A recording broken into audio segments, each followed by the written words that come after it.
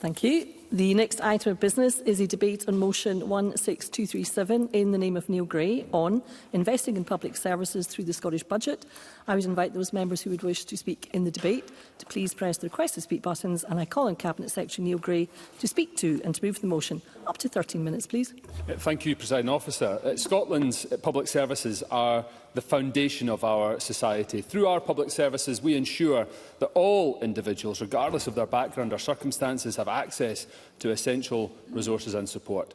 Our frontline services play a vital role in all of our lives, providing quality education to our children and young people, supporting our most vulnerable people through social care services, supporting and improving the well-being of the people of Scotland. And we see a key example of this just at the weekend past. Our public services were absolutely critical in responding to the challenges posed by Storm Éowyn, and the role they played in protecting the well-being of our communities cannot be overstated. From emergency services to health and social care teams, their dedication and coordination ensure that individuals are supported and essential services continue to operate. And I would like to extend our deepest thanks to all those who have worked relentlessly to keep us safe during the storm. That is exactly why, in June last year, this Parliament recognised the importance of maintaining high-quality services and the need for public service investment. And I'm proud that the 25-26 Scottish Budget does exactly that, including investing £21.7 billion for health and social care and over £15 billion for local government.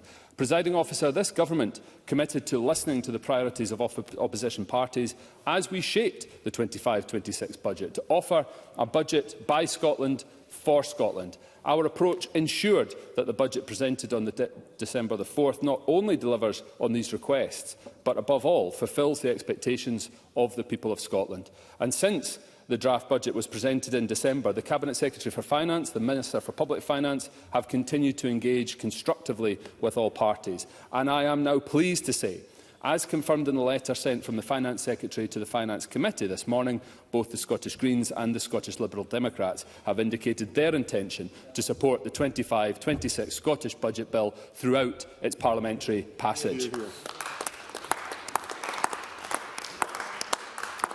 The Government is proud of the successes in Scotland's public services, the best performing core A&E departments in the UK, record levels of young people progressing on to positive destinations, police recorded crimes at one of the lowest levels since 1974, to name but a few. This Government is also clear about the challenges that our public services face. In recent times, our nation has faced an unprecedented range of challenges through the COVID pandemic, prolonged Westminster austerity, Brexit, the war in Ukraine and high inflation. All of these difficult challenges have put our hard-working public services under significant and prolonged pressure. And whilst the increase in funding from the new UK Government's autumn budget is welcome, after inflation it equates for only around 1% growth in our resource budget, and the budget that is used to pay for our public services. Therefore, significant financial pressures and challenges remain.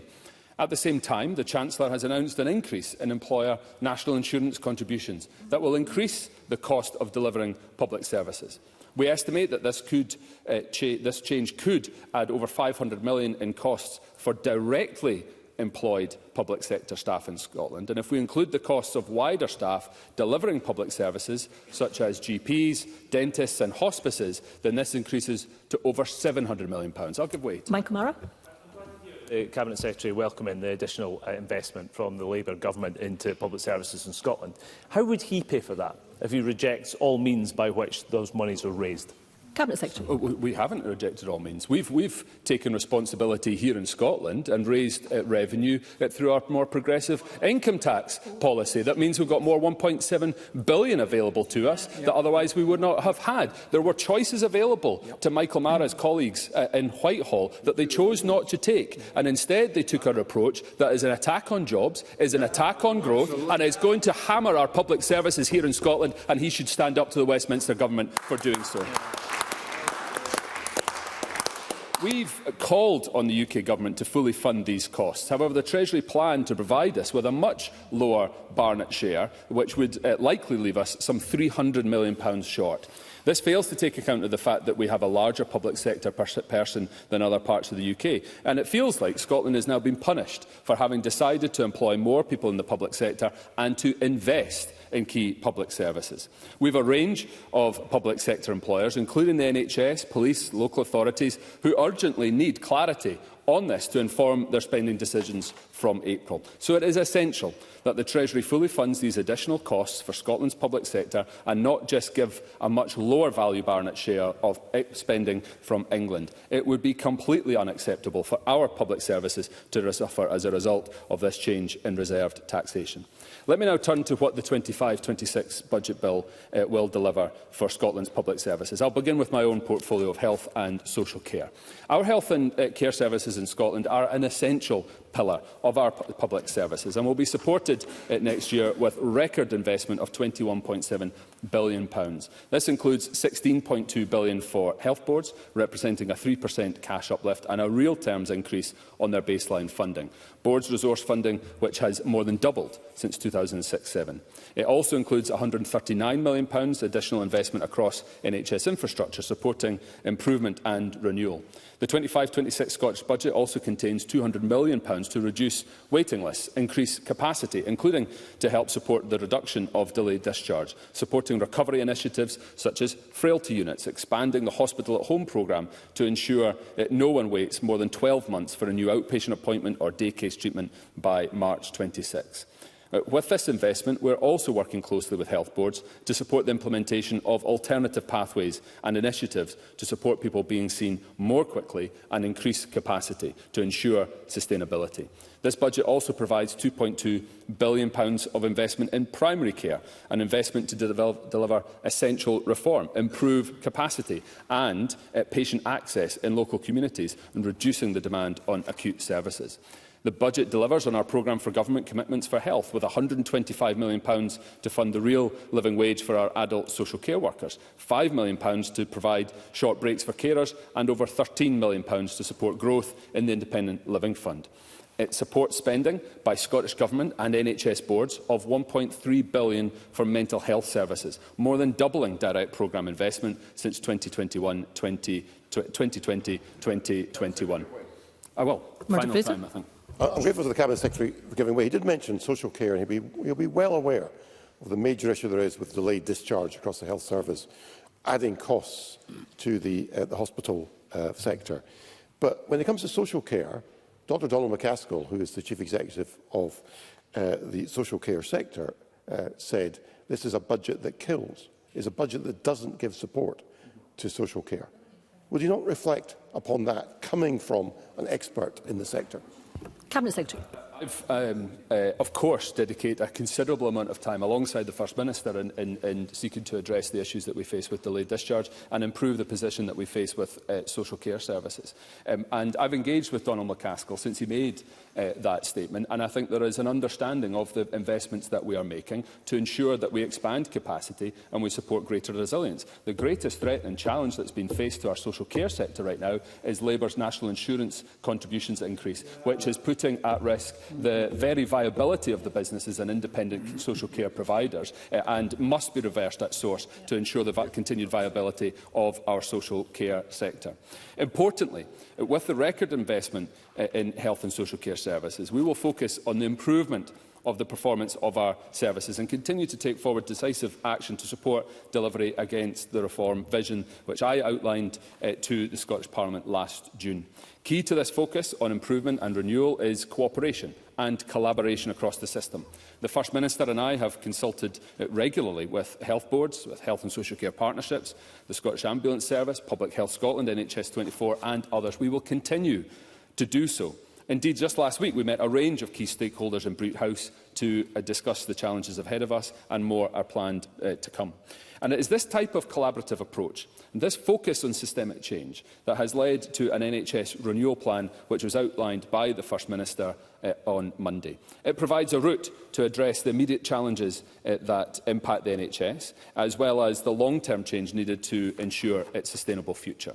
We will set out more details of how this will be delivered in an operational improvement plan that we published in March. The draft budget, currently progressing through Parliament, gives us the means to turn these plans into action. These are dynamic and demanding plans which seek to dramatically reduce waiting times, so no one is waiting longer than a year for their treatment. It is a plan that sets out how our health services can provide the highest quality care in the right place, and we will shift the balance of care from acute settings to the community, and we will take active measures to ensure you receive the right care in the right place, making it easier to see your first point of contact to the NHS, your general practice team, your dentist, your optometrist, your pharmacist. The plan will also commit to expand the number of hospital at home and virtual beds to at least 2,000 by December 2026, or sooner if possible, and deliver direct access to specialist frailty teams for every emergency department by this summer. It also embraces digital innovation to increase access and speed up care, and has a strong emphasis on prevention so that we improve our population's overall health and ease the pressure on a service that we all value and treasure. Presiding Officer, last June I outlined the vision of reform for our health and social care services. Though that vision remains to enable and empower people in Scotland to live longer, healthier and more fulfilling lives. This budget works towards that vision by supporting plans that improve population health, focus on prevention and early intervention, provide quality services and maximise access. Presiding Officer, I will now consider the wider critical public services that will benefit from this budget. Local government is of critical importance to delivering our high-quality public services in Scotland. The 25-26 budget is allocating record funding of over £15 billion to local government, a real terms increase of 4.7% compared to 24-25. This funding will protect and build on the investments that this government has already delivered for local communities across Scotland, and the additional funding will allow councils to continue to provide high-quality services, invest in local priorities, including maintaining or restoring teacher numbers to 2023 levels, enhancing inter-island connectivity, tackling the climate emergency through new capital funding and addressing issues within social care. The social security budget demonstrates the strength of our commitment towards building a future-proof Scottish social security system with dignity, fairness and respect at its heart. We're investing around £6.9 billion in benefits and payments for 25-26. The investment will support around 2 million people, that's around 1 in 3 people in Scotland, supporting our national mission to end child poverty, helping low-income families with their living costs, supporting older people, supporting carers who devote their time to others and enabling disabled people to live full and independent lives. We remain committed to supporting a high-quality post-school education, research and skills system with over £2 billion investment in further education, higher education and skills, with the protection of free tuition at the heart of our education system. For early years, we continue to invest in high-quality funded early learning and childcare, and with wider family support. I'm sorry, I'm struggling for time now. I can't take Pam Duncan-Glance's intervention. Overall, the Scottish Government will invest over £1 billion in high-quality funded ELC next year. The budget also invests in our schools, teachers and support staff, includes £186.5 million for local authorities to maintain teacher numbers, includes £29 million of additionality for additional support needs, including funding to support the recruitment and retention of ASN workforce. This funding is part of a wider package and deal agreed with COSLA, which is predicated on trust, and will see the Scottish Government and COSLA working together to restore and maintain teacher numbers to 2023 levels, freezing learning hours, make meaningful progress on reducing teacher class contact time. In addition, we continue our investment of £1 billion into the Scottish Attainment Challenge over the course of this Parliament to support closing the poverty-related attainment gap. And at this stage, I should declare an interest, as my wife is a primary school teacher.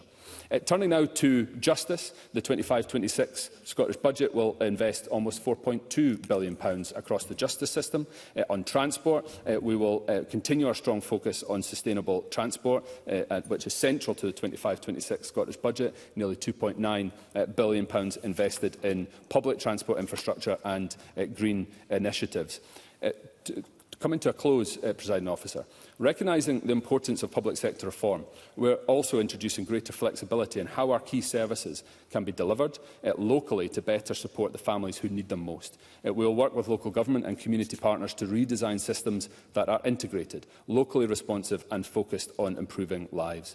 Presiding Officer, this government is delivering key funding that support the investment in our public services through the 25-26 budget. And as I conclude, I wish to emphasise and acknowledge the valued contribution of Scotland's public sector workforce, which forms the true backbone of our society. Our hard-working public sector workers deliver our essential services all across Scotland with dedication, dignity and compassion every day. I'm proud that Scotland's nurses, teachers and public sector workers are paid more than those in the rest of the UK, and I thank each and every one of them for the significant contribution they make to society in Scotland. High quality, sustainable Cabinet public Secretary, services you will need to conclude and move your motion. are crucial in progressing our ambitions of eradicating child poverty, growing the economy, tackling the climate emergency, and this government remains wholly committed to delivering this now and in the future. Presiding Officer, I move the motion in my name.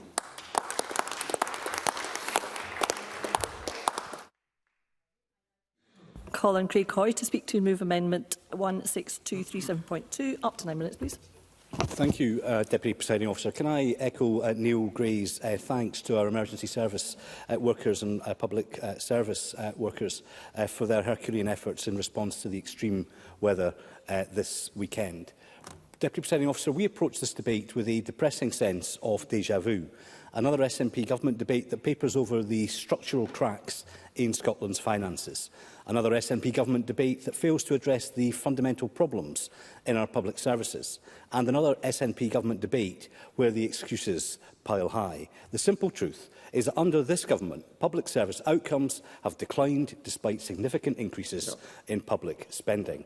Now, this is no criticism of our nurses, our teachers or our police, the very people that this SNP government cynically uses as a human shield to mask their own policy failures. The problems we see across Scotland's public services stem from a failure of leadership within this SNP government, a government which, again, only yesterday thought a hollow speech from the First Minister would fix Scotland's ailing NHS.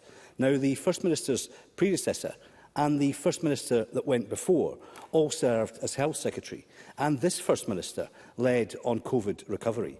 So the waiting lists, the workforce crisis and the staggering collapse of the National Care Service before it was even launched are their failures. They caused them, they own them. In 2021, the Scottish Government vowed to increase NHS capacity by 10% to tackle waiting times. That hasn't happened. We're still waiting. In 2022, Humza Yousaf said he would eradicate long waits for patients. But Public Health Scotland says that hasn't happened either.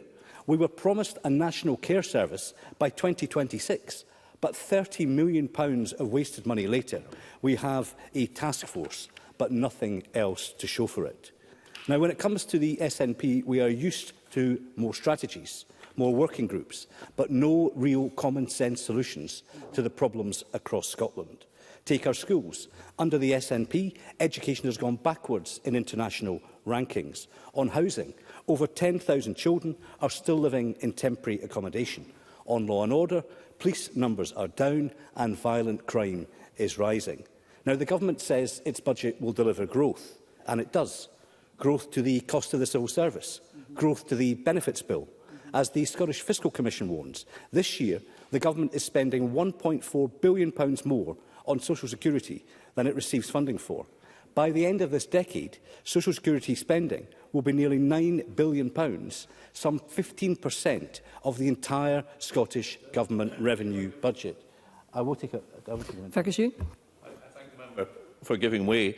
As we heard last week, would one way of saving very significant amounts of money, arguably 4 or 5 million in Highland Health Board alone, mean the restoration, particularly in rural parts of Scotland, of services like vaccination to be provided locally by GPs rather than under a centralised metropolitan regime which doesn't work? Craig Hoy. Precisely, and that's why our rural areas need that kind of support, as my colleague Edward Mountain has been calling for, and as I know the member has been calling for. Instead, we get the one-size-fits-all central belt-focused solutions from the SNP. Now, make no mistake, the projected spend in welfare is simply unsustainable. But as Audit Scotland also warns, so too is the cost of Scotland's bloated public sector. Spending on workforce pay, pensions and national insurance contributions will swallow up 53.4% of the entire Scottish resource budget this year alone. Now, the Minister will no doubt cynically hide behind increased pay for frontline workers in schools and hospitals. We welcome their efforts and we thank them, and their contribution is rightly rewarded. But while everyone else is being told to tighten their belt, it is simply breathtaking hypocrisy on the part of ministers that we discover today, of all days, that the number of senior civil servants is still soaring, Data obtained by the Scottish Conservatives reveals that the core civil service wage bill has risen by £42 million over the last 2.5 years, and that is over and above the annual salary increases. In 2022, the number of top brass Grade C civil servants stood at 2,278. By last year, this number had leapt to 2,776, a staggering 20% increase in senior civil servants in just 2 years. So when the Minister sums up, I challenge him to explain to the public why this government needs 500 more senior civil servants today than it did less than 3 years ago. Presiding Officer, this is a budget full of misplaced priorities. The I will take an intervention. Alexander yes. Stewart. I thank the member for the intervention. What does the member say to the Lib Dems and Greens today, who have today announced that they will support this budget? Craig Hoy. I thank the member for that open goal, and I think absolutely I was perplexed this morning to see that the Liberal Democrats will be voting for this budget, not least in light of previous comments from Mr Alex Cole-Hamilton and a written answer that I received from the Cabinet Secretary for Independence yesterday. I asked the Cabinet Secretary how much it plans to spend in 2025-2026 on work related to Scottish independence. In response, Angus Robertson said that next year there is, and I quote, budget provision for a range of activity related to the Constitution, which will be deployed across ministerial priorities and commitments in this area. So it is clear that this budget contains spending. I will give way in a moment. It is clear that this budget... I will give way in a second. Let me quote his words at him first and see if he's got a reason for this, because it's clear that this budget contains spending on the Constitution and independence. Now, if it's helpful to Parliament, before I take his intervention, I have here what Mr Cole-Hamilton said to the BBC only a few matter of weeks ago. He said, "I don't see a circumstance where any Liberal Democrat could vote for a budget that is clearly spending money on the Constitution. I think that that would be a massive misuse of public funds, no matter how small. We need every penny available spent on our schools, on our GP surgeries and on the mental health crisis." So for the avoidance of doubt, Martin Geisler asked Mr Cole-Hamilton the question again. Would he support a budget that contained a penny on independence? And he said, if there is a penny spent on independence, I would vote it down. I give way to Mr Cole-Hamilton. Will he apologise yet? Leading Scots, just as they did in the Connaughton by-election. Alex Cole-Hamilton. I'm very grateful to Craig Hoy for finally giving way. Does he recognise that there are aspects of government expenditure pertaining to the Constitution, around things like legislative consent, which will still require funding irrespective of that? Does he recognise that there isn't a single line in this budget, a single penny, as he describes it, as I described it on independence, because had there been, we would have voted it down? And why will he now tell the Chamber why he's going to turn his face against increased funding for hospices, why he's going to stop the spending on services for babies born dependent on drugs, which wouldn't have happened without the Liberal Democrats? Why is he going to vote against those important aspects? They could all have been achieved without rolling over on the question of independence, as Alex Cole-Hamilton has had. If he wants to delve deeper into it, a further written answer yesterday said the Scottish Government has set out its commitment to giving people information about independence. A range of civil servants across the Scottish Government provide input to developing and communicating this information. So the spending continues. Now, I accept that this government does face pressures resulting from Labour's broken promise on national insurance increases. But the challenges that Labour has created are made much worse because of the decisions taken by this SNP government. It was this government that chose to employ more highly paid top-ranking civil servants. It chose to pay them more than the rest of the UK. Yet public service performance continues to decline. I don't think I have time, I'm afraid.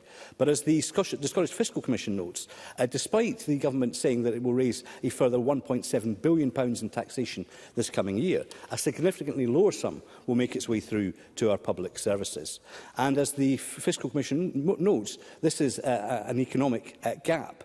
And I think the Scottish Government is quite clear, in committee today, unfortunately she's not here, this was challenged by an SNP member, but it is quite clear that this Government has lost control of elements of the economy and that it has failed to secure the labour market. But it is not too late for this SNP Government to see common sense, to get serious about growth, to get serious about delivering value for money for taxpayers, to get serious about cutting tax, because we want Scots workers and businesses to have more control over their own money. We would boost growth by cutting income tax to 19% for those earning under £43,000. We would provide 100% rates relief for pubs and hospitality businesses. We would reduce the cost of buying a home by increasing the LBTT threshold.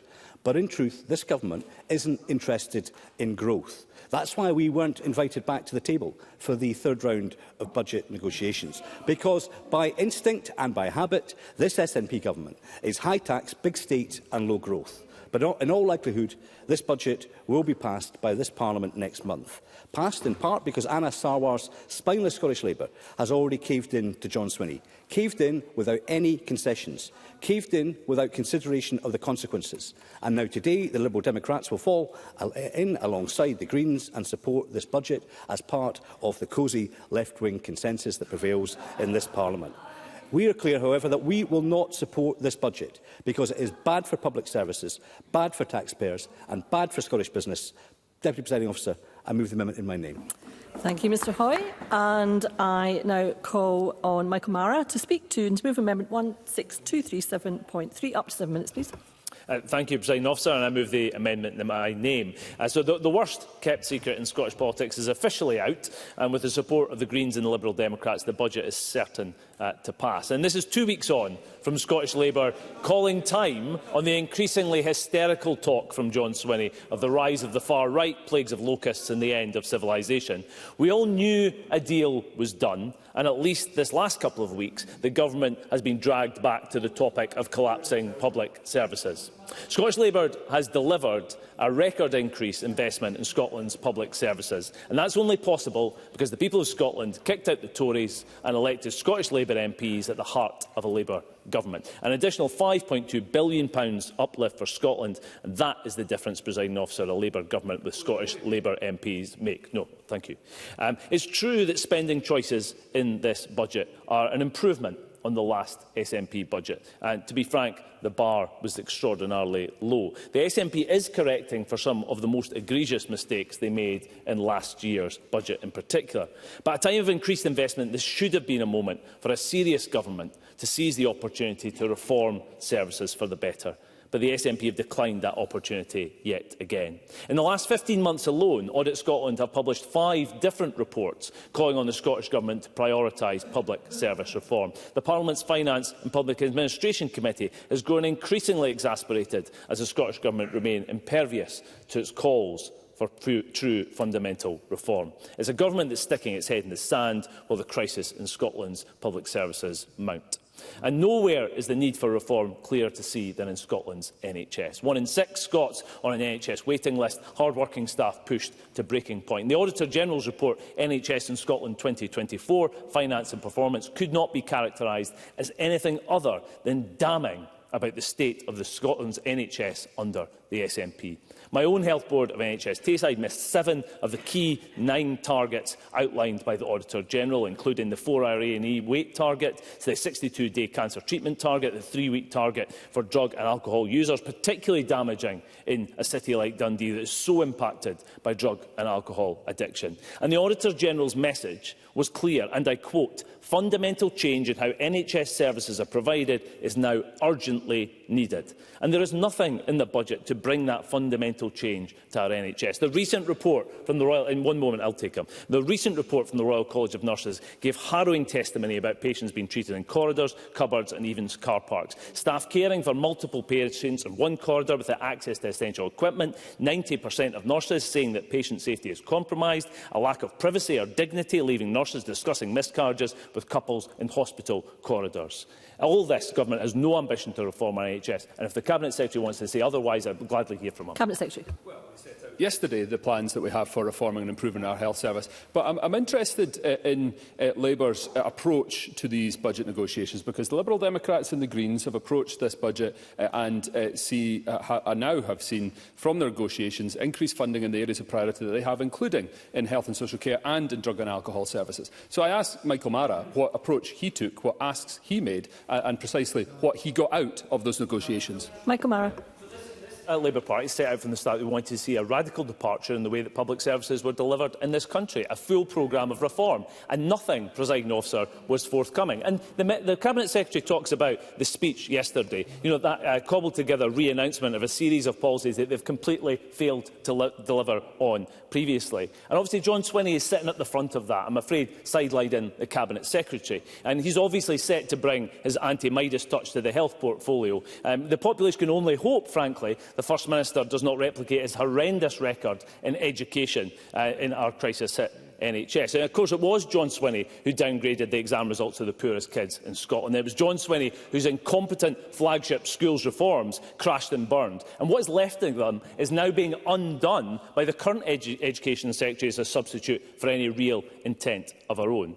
And it's this demand, seriously, that we think is going to be asked to fix Scotland's NHS. No one, Presiding Officer, is buying it. The people who created the problems won't be the one to fix them. So the Government's motion also references, and we've had a short exchange already, the issue of the UK Government's decision to increase employers' national insurance contributions. We can all recognise the challenges that presents for the private sector and the public sector across Scotland. But that additional money for Scotland from the UK budget is only possible because of the difficult decisions taken by the UK Chancellor. And the SNP has opposed every single revenue-raising measure the UK Labour Government has brought forward. And at the same time, they called for additional spending of a scarcely believable £70 billion. So where would the money come from? And certainly, if you can answer it this time, I'd gladly hear the answer. Cabinet Secretary. Very clear during the election campaign that an incoming UK government was going to be facing a major deficit in its books, which the Labour Party denied. We set out the approach that we've taken in Scotland, which was to address income tax in a more progressive manner. That would not have attacked growth, it would not have attacked jobs, so why did Labour box itself in and pursue a policy that has attacked our public services and has attacked jobs? Michael Mara. So perhaps the Cabinet Secretary missed the Fraser of Allender's analysis on this ludicrous wheeze just last week, because the First Minister's proposal that income tax in the rest of the UK should be lifted in order to pay for services here in Scotland would actually result, according to the Fraser of Allender Institute, not me, to a cut to the Scottish budget of £636 million. That's how the fiscal framework works, Cabinet Secretary. It was negotiated by John Swinney. You think he would know. Frankly, the proposal that you've brought forward doesn't have any credibility whatsoever. They are making it up as they go along, Presiding Officer. This is a throwback to the First Minister's time as Finance Secretary, when it was all short-term populism, slash and burn budgets and in-year emergency cuts when the cash ran out. So Scotland does need a new direction, Presiding Officer. Unfortunately, the substance of this budget, in terms of the reform programme, does not provide it. Leadership has to be willing to admit when things are not working and to do the hard work of making our public services fit for the future. Thank you, Mr Marrett. Did you move your amendment? I believe it did, but Thank you. Sorry, apologies. Thank you very much. I now call on Gillian Mackay to speak to and to move Amendment 16237.4. Up to 6 minutes, please. Thank you, Deputy Presiding Officer, and so I don't forget later, I move the amendment in my name. Today I welcome the commitment to investing in our public services, particularly my portfolio of health and social care. Far from being a burden on the economy, growth in public spending as a proportion of the economy has had a persistent positive link with GDP for more than a century. The mechanisms linking public spending and economic growth include investment in and maintenance of infrastructure, supporting an educated and healthy workforce and redistributing income. There can be no sustainable economic growth without prioritising and properly resourcing our public services, and this is why the increased investment across public services is very welcome. However, it must be strategically deployed to address key challenges, including workforce capacity, service accessibility and a focus on preventative care. I recognise that there are pressures, but striking a balance between these financial constraints and the consequences of reducing spending on critical services remains an immense challenge. Scotland's public finances face significant pressure, which must be met with bold action to ensure the sustainability and long-term stability of our public services. I'd also like to point to the role that Scottish Greens have played in securing progressive income tax reforms in past budgets, ensuring that lower earners in Scotland pay less tax than those elsewhere in the UK. This progressive approach underscores our commitment to fairness and equity in public finance and a commitment to bring about transformative change. I do agree with one of Michael Mara's points, something I don't do particularly often, but he is correct that reform within the NHS is something that urgently needs to be worked on, and if I have time I will come back to this. Many so far have rightly referenced the UK Government's decision to increase employer national insurance contributions. The impact of this move cannot be understated, especially in Scotland, where public services depend on the hard work of more than 600,000 people, making up 22% of our total workforce, which is higher than the UK average of 17%. The UK Government's increase in employer national insurance contribution also poses a very serious threat to third sector organisations, care providers and charities across Scotland. Many are already grappling with surging demand, escalating costs and declining funding and certainty in that funding. There are several estimates that predict these increases will cost Scottish third sector organisations an additional £75 million in 25-26. Hospices, homeless shelters and care providers could be affected the hardest. Several charities have highlighted and described the devastating impacts this will have. Health and Social Care Alliance have pointed out that 62% of its members anticipate needing to cut services, with 58% expecting to reduce staff. They've reiterated calls for exempting third sector organisations from the National Insurance Contribution increase, and they point out that several providers have noted that such relief could be game-changing. Hospices have also met the increase with opposition, and a joint letter from 14 Scottish hospices warned the Chancellor that rising costs could force them to turn people away from their essential services. It's the same story for social care providers. For organisations like Turning Point Scotland, the increase is projected to cost them £1.1 million annually, pushing them further into a deficit. Nearly 48% of care providers they surveyed report that service closures are a real possibility without additional support. I was grateful to attend the Scottish Care Conference, along with Brian Whittle, Jackie Bailey and the Cabinet Secretary, where we heard about the impact on individual care homes. Some said that the additional cost of the national insurance contributions could be £300,000 per care home, and expressed doubt about whether they could weather that additional cost for more than a year. It should be a real concern to us all as to what happens if we do lose some of those care homes. The impact this could have on our local authorities is staggering, as well as the individuals that these care homes are supported by, and we need to see a resolution to this. That's without talking about the impact on GPs, other arm's-length organisations from councils and commission services within local authorities. Labour Government's decision to prioritise a national insurance contribution increase over other tax reform exacerbates these issues. Aligning UK income tax rates with Scotland's progressive system could raise an additional £11 billion. It's important to recognise the scale of the challenges we face and double down on efforts to ensure we can safeguard Scotland's health and social care systems and public services more generally for generations to come. The investments we welcome today are a step in the right direction, but they must be met with concrete action. We need sustained, focused funding that prioritises prevention, supports overstretched services and ensures equitable access to care. This means shifting from a system that reacts to crisis to one that proactively supports good health and well-being. I echo the Cabinet Secretary's calls on the UK Government to do its part by fully refunding the additional cost of employer national insurance contributions for the public sector.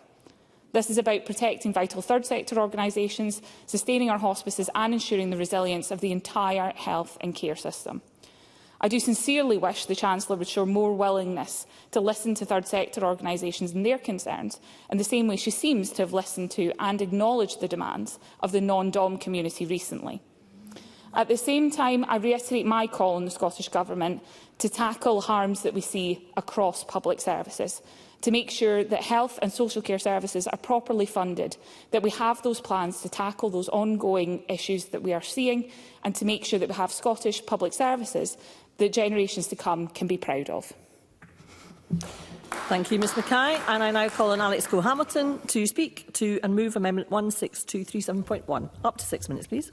Thank you very much, Presiding Officer, and I move the amendment in my name. Presiding Officer, yesterday I met with the First Minister and his officials, at which I intimated that there now stood an agreement between our two parties on the passage of the budget. Because in a Parliament of minorities, Presiding Officer, it is incumbent on all of us to act responsibly, and to seek common ground where we can. And after several rounds of productive negotiation and consultation with stakeholders, we have arrived at a position where I today publicly committed the support of the Scottish Liberal Democrats to the Scottish budget as it transits through this Parliament. All in all, Scottish Liberal Democrat priorities will now be backed by hundreds of millions of pounds worth of government investment. They would not have been included without our involvement. We have done good work today. And I want to focus just now on the extra steps we've persuaded the Scottish Government to take, what is over and above the commitments that we secured in our first round of talks, intimated to the Chamber in the draft budget placed before it in early December.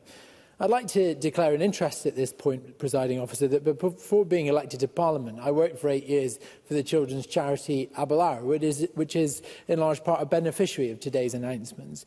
And before politics, I was working with them as a youth worker. And a fortnight ago, I told the Chamber about the time that I was introduced to a medical device known as a tummy tub. They are essentially buckets filled with body temperature water which simulate the womb to comfort babies going through withdrawal because they had been born addicted to drugs.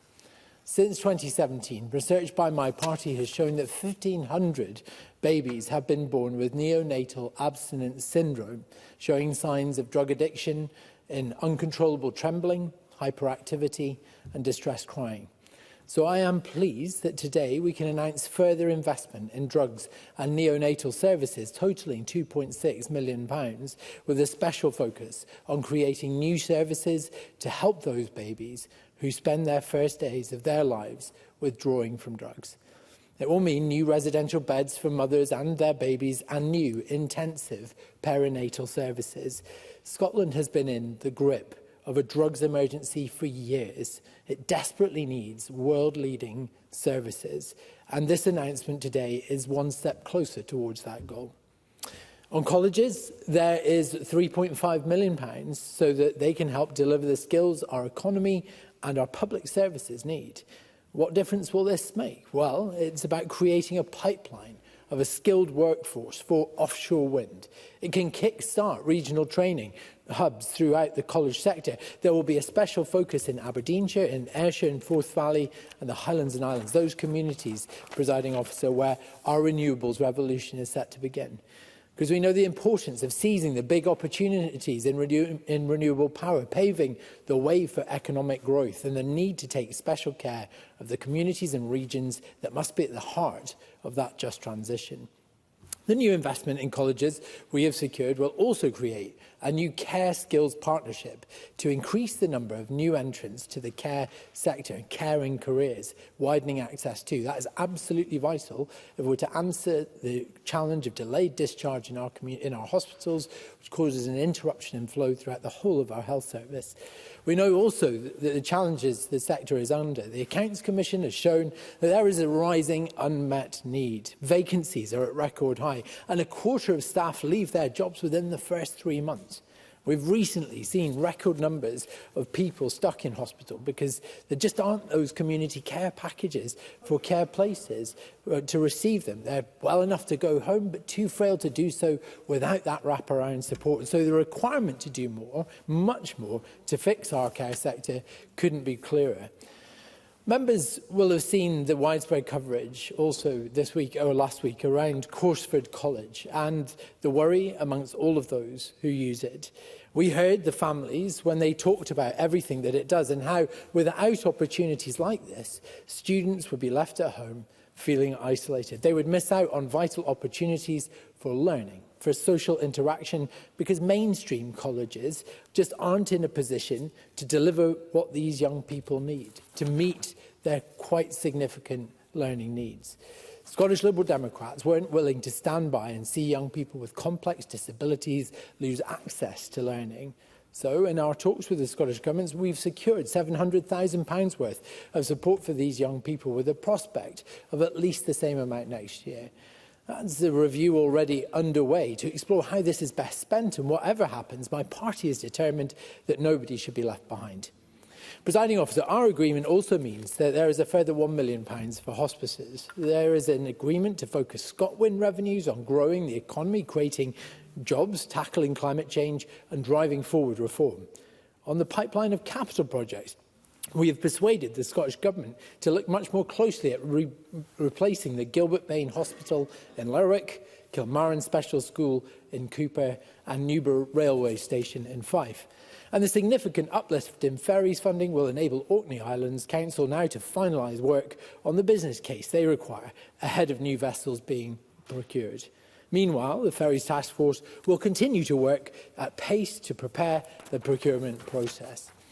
Presiding Officer, all the details I've set out today are on top of what we secured before the budget was published in December. I don't have time to go through all of that now. I'm sure Willie Rennie will talk to that in his closing speeches. But Scottish Liberal Democrats have shown we are vociferous critics of the SNP for many years. But sometimes you have to just sit down and talk if you want to get things done. Today's budget, or the budget we will pass in the coming weeks, is not a referendum on the performance of a government, but is a means of achieving change and fixing broken problems in our society. We're doing our job by working to improve it. And there is a long list of policies and projects we've won for our constituents and for Scotland as a whole, so we will be supporting the budget as it transits Parliament. Thank you. Thank you, Mr Cole-Hamilton. We now move to the open debate. There is no time in hand. Backbench speeches of up to 6 minutes. I call Kevin Stewart to be followed by Sanjay Gohani. Mr Stewart. Thank you very much, Presiding Officer. And, first of all, can I congratulate the First Minister, the Finance Secretary and the Green and Liberal Democrat negotiators for reaching this consensus. And one of the things which I've taken from some of the speeches thus far is some folk have got it all wrong, as per usual. Because Mr Mara talked about Labour's new direction. The reality is they have no direction, and the thing is that direction came from the First Minister, from the Finance Secretary, from the Greens and from the Liberal Democrats. And by coming together at the table, they have all achieved good for the people of Scotland and have brought forward some of the priorities that they have talked about for a while. And I'll take Mr Hoy. Craig Hoy. Thank Kevin Stewart for his intervention. When he's talking about people getting it all wrong, would he now take this opportunity to apologise for botching the early stages of the National Care Service, which has cost this country £30 million and untold damage to those who are waiting in our care system? Kevin Stewart. No, I will not, Presiding Officer, because the National Care Service itself has created better pay for care workers in this country. We see care workers with better terms and conditions, and money that has been spent has done and achieved all of that. What I would say is that I am disappointed in where we're at, because vested interests, including some of the political parties in this place, have tried to put the kibosh on something that those who receive care, their carers and many in the front line wanted to see happen. So no, I will not apologise, and I think what we will see in the very near future is the kind of change that was proposed initially, because that is what people out there actually want. And as I've always said, we are here to represent people. Presiding Officer, this budget is still set against some unprecedented challenges.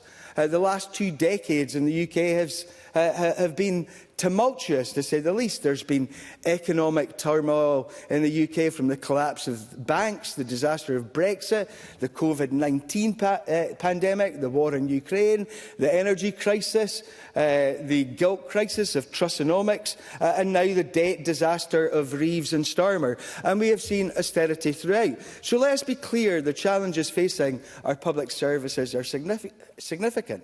And our population ages, as our population ages, so does our health and social care needs.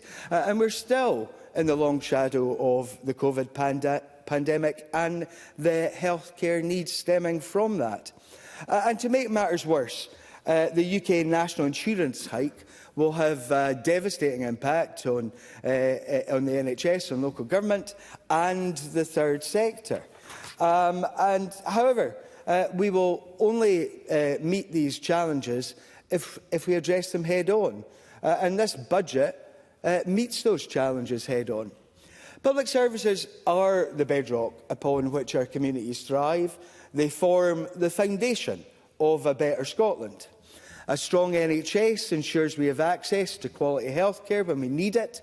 Well-funded social care allows our most vulnerable citizens to live with dignity and respect. And an excellent education system provides our children with the skills and knowledge to succeed in life. And this budget will deliver a record £2 billion increase in frontline NHS spending. This will take overall health and social care investment to £21 billion, and that includes an increase in capital spending power of £139 million. Very briefly. Mike O'Mara.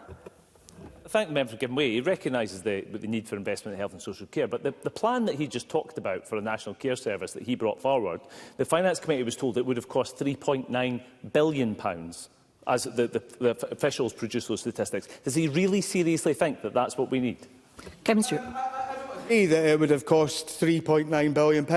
And what I would say to Mr Mara and to other sceptics around about this, we spend huge amounts of money on social care on crisis. And that bill was going to change that. We were going to be spending money on preventative measures. We were going to be spending money on short-term breaks for people. We were looking at how we could ensure that housing could be changed to stop crisis from happening. And quite frankly, many people have put the kibosh on a lot of that good work in terms of what they have said. I hope, and I'm sure, that the Cabinet Secretary for Health and the Minister will drive forward these changes and do all that they can to ensure that the voices of lived experience have been listened to and that we drive forward the change that is required. I am not convinced, though, that we will not need further legislation in the future on all of this.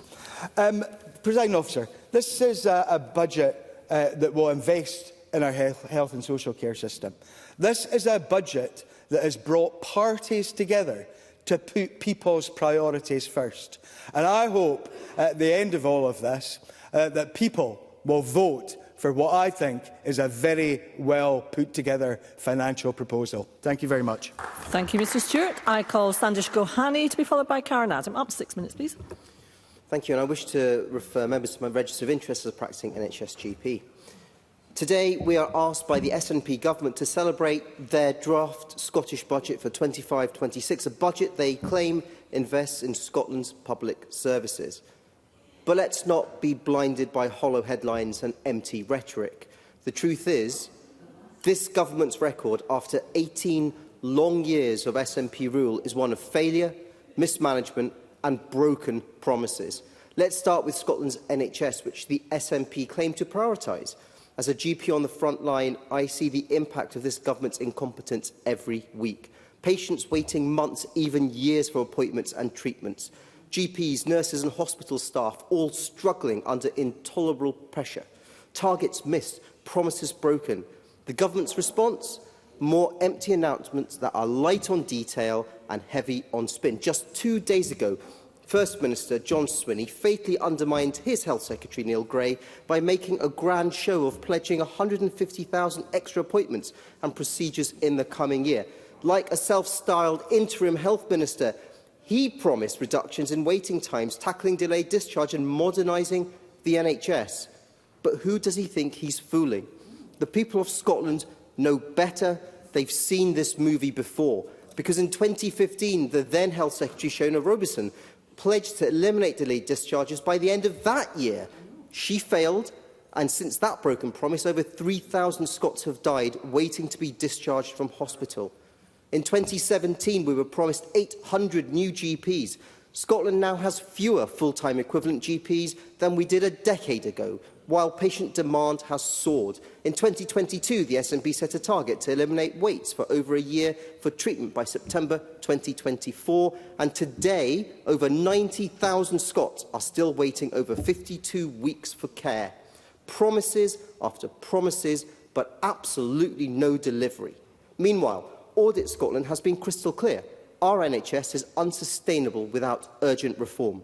Yet reform is precisely what the SNP has failed to deliver. Just look at their flagship policy, the so-called National Care Service.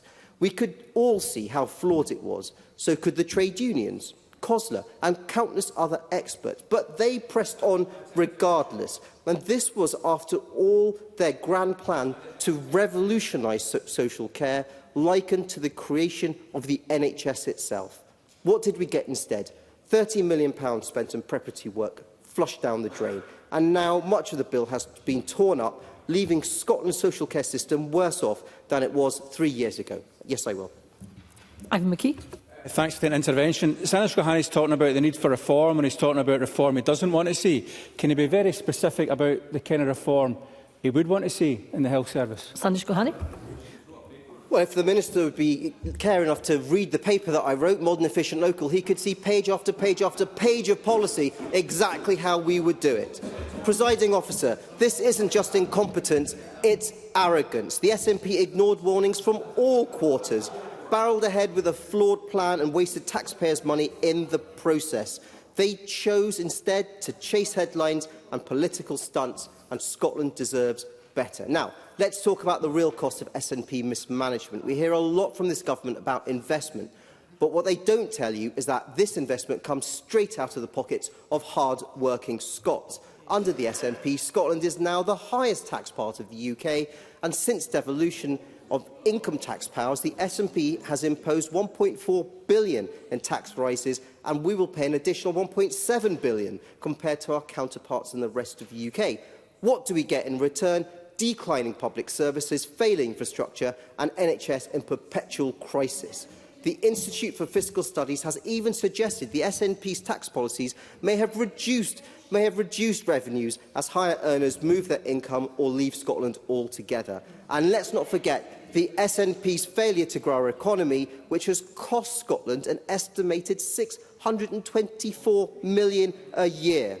Instead of taxing Scots into oblivion, we should be growing our economy, and we should be delivering resources in our public sector. Presiding Officer, this government has been in power since 2007. It has had every opportunity to deliver for the people of Scotland. Instead, we've seen 18 years of failure, record A&E waiting times, with the government's 4-hour target unmet nationally since July 2020. Over 10,000 children living in temporary accommodation despite repeated promises. 21,965 drug and alcohol deaths since 2014. A damning indictment of the SNP's so-called public health priorities. And in education, Scotland's once proud reputation has plummeted. Our PISA rankings for reading, maths and science are at an all-time low. The SNP's legacy is one of decline. They have failed our NHS, failed our schools, failed our economy and failed the people of Scotland. In closing, I urge this chamber to reject the SNP's self-congratulatory narrative. It's time to put an end to the government's culture of excuses and blame-shifting. Scotland deserves better. Better public services, better leadership and better value for hard-earned money of the taxpayer. Thank you. Thank you, Dr Gohani. I now call Karen Adam to be followed by Pam Duncan-Clancy. Ms Adam, up to 6 minutes, please. Thank you, Presiding Officer. Public services are not just nice-to-haves, and for many they are lifelines, especially in rural constituencies like mine in Banffshire and Buchan Coast. The Scottish Government's draft budget for 2025-26 demonstrates a deep commitment to these lifelines, with £21.7 billion allocated to health and social care and over £15 billion for local authorities. This motion today ensures fairness and sustainability for Scotland's communities, especially in the North East, where public services are often the glue holding us together. Across Aberdeenshire, Moray and rural areas more broadly, public services face unique challenges. Scattered populations and long distances to essential services are daily realities. I've worked with local campaign groups in Banffshire and Buchan Coast opposing library closures. Libraries are more than just places to borrow books. They're hubs of community activity, offering internet access, educational resources and belonging for those who might otherwise feel lonely. I recently visited Macduff Library and I've been chatting to constituents who are campaigning against these library closures. I will take an intervention. Tim Eagle. Completely agree with the member on that point. Libraries are essential, but does she not agree that it's the previous year's SNP's budget which have put so much pressure on local authorities that they can't sustain these frontline public services anymore? Karen Adam. Yes, well, Presiding Officer, the SNP groups at Aberdeenshire and Murray Council managed to propose a budget which didn't include cutting these libraries, so they managed to work it out. And if the member thinks it is down to resource, surely he will welcome this extra investment from the Scottish Government now. Thank you. So, I met with constituents who are campaigning to keep these libraries open. And these libraries, they have health initiatives, resources, signposting. And surely, if we were learning anything during COVID, it was how important connection was in our communities. And our public services are places of connection. Something that a delivery of books in a box disguised as library provision just cannot replace. The passion and emotive responses from my constituents for their libraries set the temperature for how fiercely we should be defending them.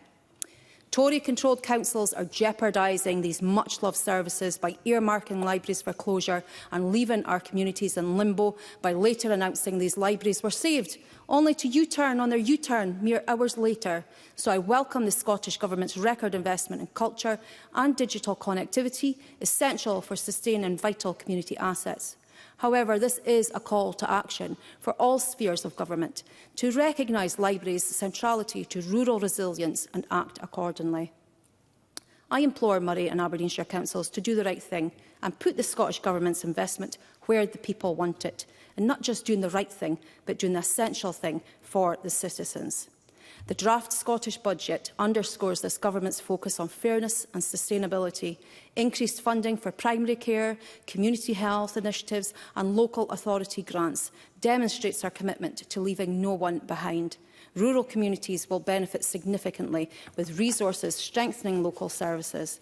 And this contrasts with the UK Government's policy decisions, such as the family farm tax and their right-wing Farage-flirting stance on immigration, which ignore Scotland's distinct needs and undermine progress.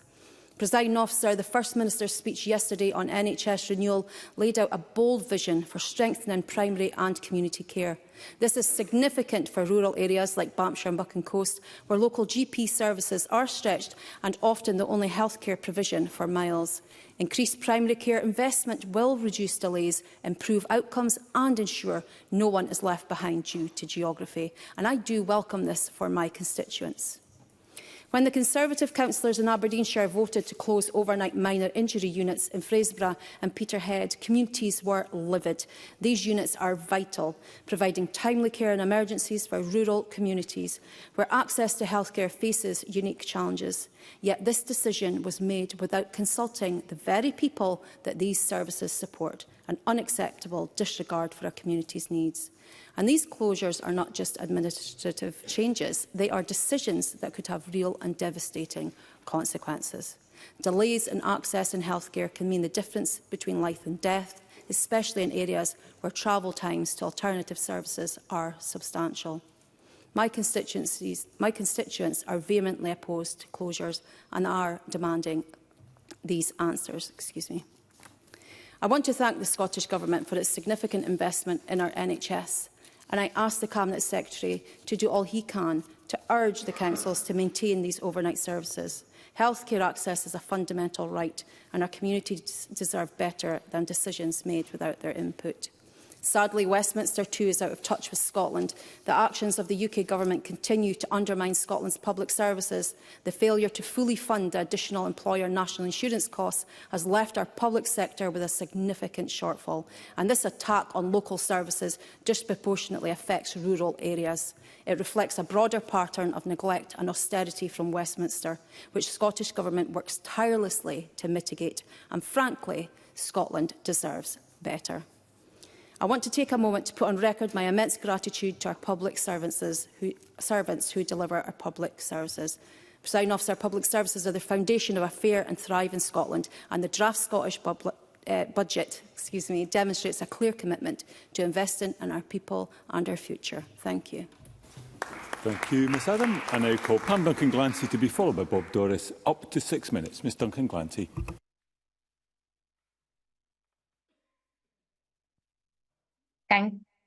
Thank you, Deputy Presiding Officer, and I welcome the opportunity to discuss the importance of investing in public services today. My involvement in politics was motivated by a belief in public service, a belief in education which levelled the playing field for me, social care that ensured I could lead an ordinary life with freedom, choice, dignity and control, and a health service which looked after me when I was in hospital for 6 months, 250 miles away from my family, where staff were my carers, my doctors, my nurses, but also my family and friends too. Public services have played a vital role in my life, and I will fight for them every single day. And that, Presiding Officer, is why I'm deeply worried about the direction of public services on this SNP government's watch.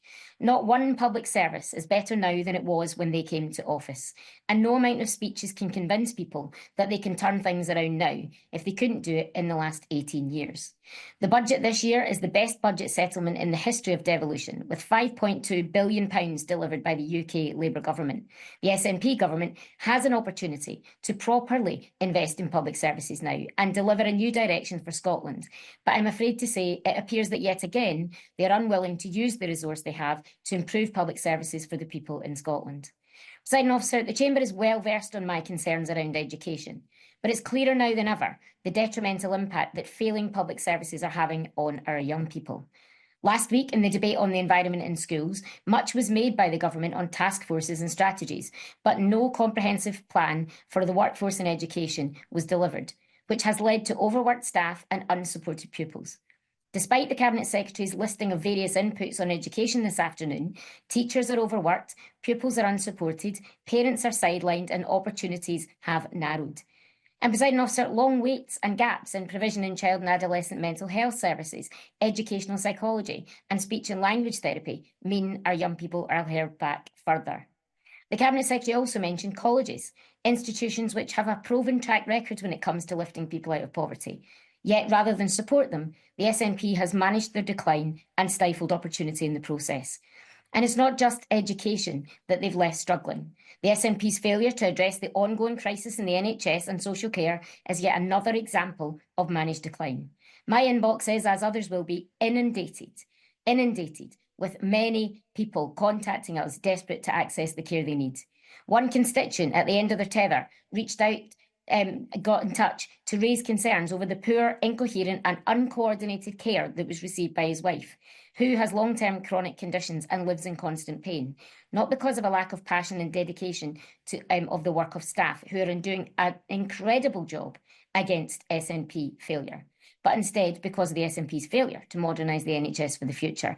As a result of this, my constituent was advised by an automated message from our specialist rheumatology nurse that they would take 36 hours to respond, only to eventually advise that she should phone an ambulance, which was then told she would wait between 19 and 25 hours to arrive. When they eventually secured an appointment with his wife's GP, they were redirected to the immediate assessment unit at the QUH in Glasgow. Nearly 48 hours after calling for specialist help, my constituent's wife was eventually admitted to a rheumatology ward where she needed to be in the first place. That was an extremely stressful and upsetting experience for both of my constituents. And as we know, this is not by any stretch of the imagination a unique experience. It's also one, I have to say, frailty teams at the front door of the NHS will not help if there are no paths to care that my constituents need. Presiding Officer, let me now turn to the significant issues with another crucial public service. CAMHS, where waiting times and particularly ADHD assessment times are causing huge distress and are further proof that the SNP is presiding over a failing health service. I hear daily about the real-life impacts on school attendance, on levels of disruptive behaviour and on already struggling families that these delays have. I've got cases of young people waiting as far back as March 23 because they're considered low or moderate need. Where is the preventative approach here? And the reality is, for the young person and their family, that need is not moderate. These are not moderate impacts, but life-changing impacts, and the SNP government can't continue to ignore the lived experience and pretend that public services are fine. And I'll turn to housing. Since 2023, the Scottish Government and 13 local authorities across Scotland have declared a housing emergency, including in the Glasgow region which I represent. Glasgow City Council's draft local housing strategy says that there's the equivalent of 10 applicants waiting for every home let during the previous 12 months. And with rising demand and limited supply, this situation has only worsened. I'm pleased the SNP budget, following pressure from the Labour Party and numerous organisations, has reversed the £200 million cut to the housing budget, but the damage is already done. The Accounts Commission, of course, this morning said that report on local government finances, published today, this morning, said that there is further evidence that the SNP's government is failing to invest in public service and reverse decline. And we know from experience that there is social care and people who are furthest from equality who bear the brunt. And the last public service I'll turn to in the time I have is transport, with a proposed cut to the network infrastructure budget for rail services. Accessible rail travel for all, of course, still a long way away. And despite a Scottish Government review into transport infrastructure in 2022, suggesting the SPT in my region should proceed with plans for the improved transport system, no progress has yet been made. Ultimately, public services are failing on the SNP's watch, and our constituents are paying the price. With record funding of £5.2 billion delivered by the UK Labour government, this SNP government is out of excuses. Only Scottish Labour can turn the dial on public services, set a new direction for Scotland, and in 2026, the public will remember that. Thank you, Presiding Officer. Thank you very much. I now call Bob Doris to be followed by Sue Webber. Up to 6 minutes. Mr Doris. Thank you, Presiding Officer. Substantial cuts to Scotland's budget from successive UK governments over several years, along with the deliberate undermining of a welfare support system by the UK government, has left many challenges for our Scottish Government and our public bodies to tackle. Layer on the devastating impact and legacy of COVID-19 on services across our communities, not least of all within our NHS, and the extent of that challenge becomes clear. However, there is case for optimism. For instance, I am proud of the clear and unambiguous commitment by the Scottish Government to invest in public services through the draft Scottish budget. £21.7 billion for health and social care investment and over £15 billion for councils. That's a strong offer for 2025-2026 from the SNP. However, I must admit to many constituents, those are simply numbers, Presiding Officer. Constituents want to see services in Scotland improve. They don't want to hear the numbers, they want to see the results. And that is why I am pleased to see that the Scottish budget will give a real terms increased spending power to Scotland's councils of over £700 million in the year ahead. Real money to make a real difference across Scotland's communities. In our NHS, we will also deliver increased capacity to secure an additional 150,000 appointments and procedures in the year ahead. Real action in the year ahead. Two concrete examples of this SNP budget in the year ahead be focused on making a real difference to the people that we all want to serve. Now, that does suggest more money from the current UK Government compared to its Conservative predecessor. However, I am wary of placing too much emphasis on this for several reasons. Firstly, any UK government must ensure appropriate budgets to Scotland each and every year, and not pretend an uplift in 1 year can fix the damaging UK cuts over many years to Scotland's finances, as well as the ongoing mitigations of successive UK governments, the Scottish Child Payment, the bedroom tax, and soon the two-child cap, and the winter heating payment for older people. More money from Scotland's budget fixing the UK's failures. It's also not acceptable to be seen to be putting money back into the pocket of Scotland and then dipping those same pockets by taxing the Scottish public sector to the tune of £700 million next year. Because that is what the Labour National Insurance robbery seeks to do, and it's daylight robbery. Sorry, Mr Mara, I will not. The National Insurance tax grab will also impact on key partners delivering for Scotland. Our GPs and our voluntary sector are just two examples. Presiding Officer, I am convener of Scotland's cross-party group for palliative care.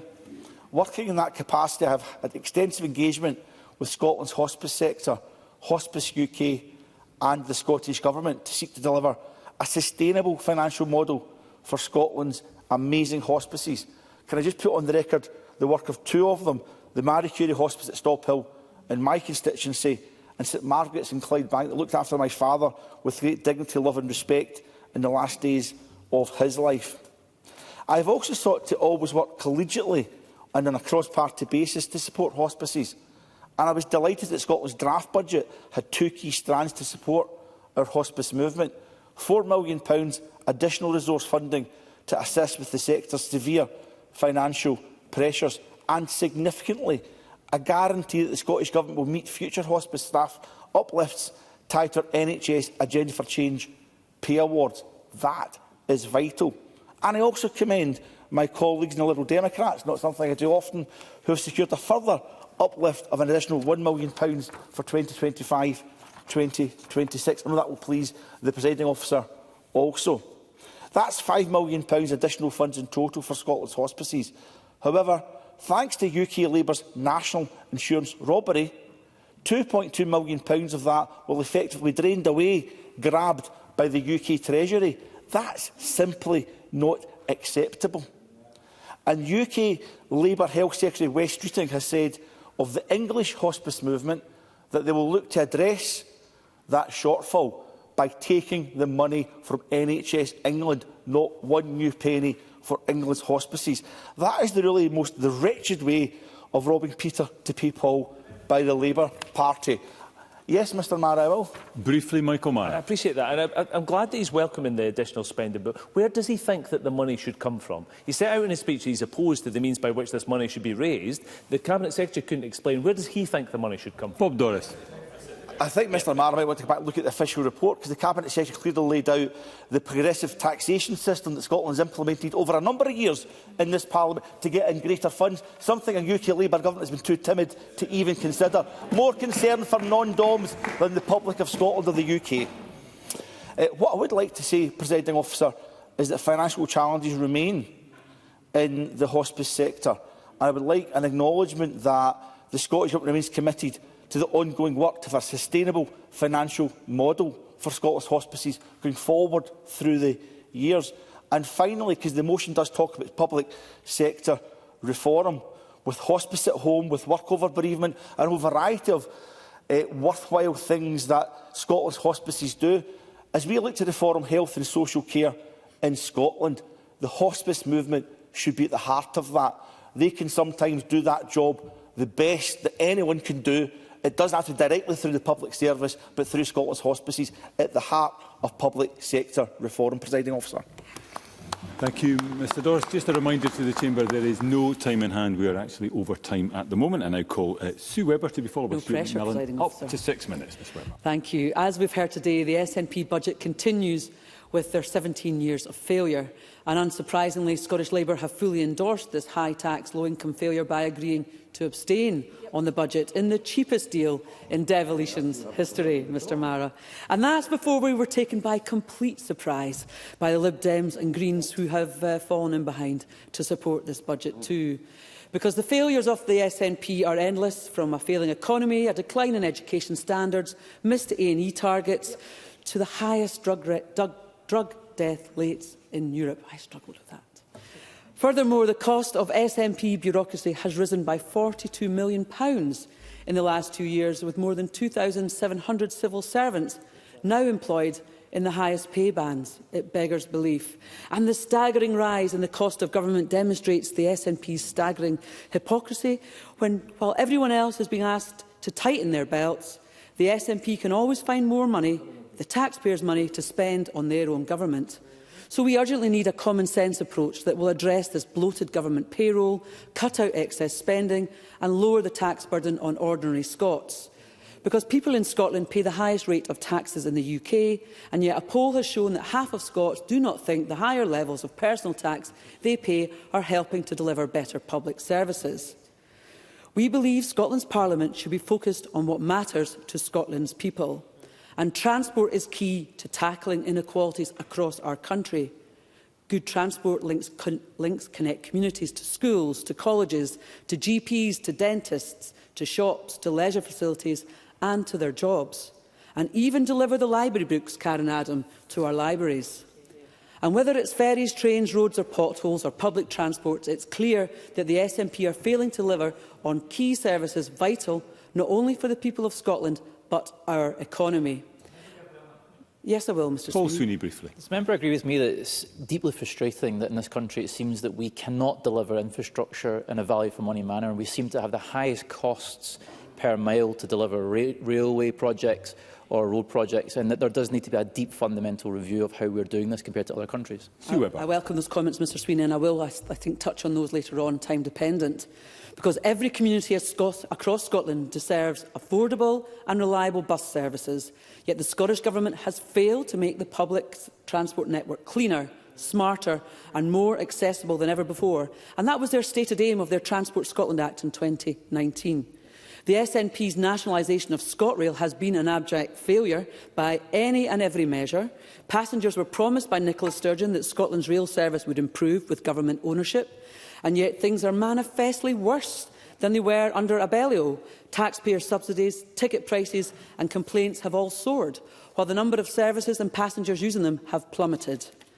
More locally, simple improvements to rail infrastructure would bring obvious benefits, like building the train station at Winchborough, to put a booming town of over 3,400 new homes on the main Edinburgh to Glasgow line, and building the short Ammancord link to turn the Edinburgh Gateway station into a white elephant, into a hub for the new West Town as it connects to Haymarket. And the SNP record on ferries is no better. I will, Mr McKee. Minister, briefly. Thanks for taking the intervention. The member's rightly going through a list of things she would like to have seen in the budget. Would it not have made sense when our party was negotiating on the budget if they put those things forward, and maybe they might have achieved something like some other parties in this chamber? Mr McKee, I think we have made the point many times before about the need for infrastructure and transport, and your promises, the SNP's promises to not dual the A9 and not dual the A96 have been broken time and time again. I don't know what more we can say and bring to the fact that transport is key to this economy and for growing and making our communities connect and work. And I want to go back to ferries, because here's some way we could have saved a little bit of money. Repairs for the ageing Calmac fleet reached almost £100 million over a decade, and the Glen Sannox will have less capacity than it was agreed to. The future of Ardrossan Harbour remains in limbo. But our roads are in a state of disrepair, with almost £500 million being spent fixing potholes since 2022. And despite this, more than £4 million has been paid out by local authorities for pothole damage since 2019. Edinburgh is the pothole capital of Scotland, which will come as no surprise to anyone like me who lives here and drives on the roads. Is there any capital city anywhere else that can boast such an accolade? And the need for investment has been glaring for years, with the improvements of roads like the A9, 96, and 77 and 75 essential for a sustainable economic growth, as well as the protection of communities on these routes. Transport Scotland continues to reject plans to speed up the A9 dualling, which I think we all agree is a very vital project. Yet Transport Secretary Fiona Hislop said the current timetable for the project was robust and practical. Thankfully, here in Edinburgh, the Edinburgh North-South tram proposal, which has been drawing up a business case that would cost £44 million, the government has said they will not fund that in a recent letter to the City Council. The SNP have made a mess of Scotland's train service, a disaster of our ferry network, by mismanaging state-run Ferguson Marine and leaving our roads in a state of crumbling disrepair.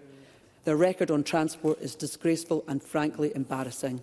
As usual, the Scottish Conservatives want to be the party of common sense, and I implore MSPs to back our budget proposals to cut taxes for workers and businesses. Thank you, Ms Webber. I now call Stuart McMillan to be followed by Katie Clark, up to 6 minutes. Mr McMillan. Thank you very much, Presiding Officer. I just listened to Sue Webber there. I'm not sure if Sue Webber's actually saying that there was never any potholes in Scotland until the SNP came to power, or there's no potholes elsewhere in the UK, judging by her comments.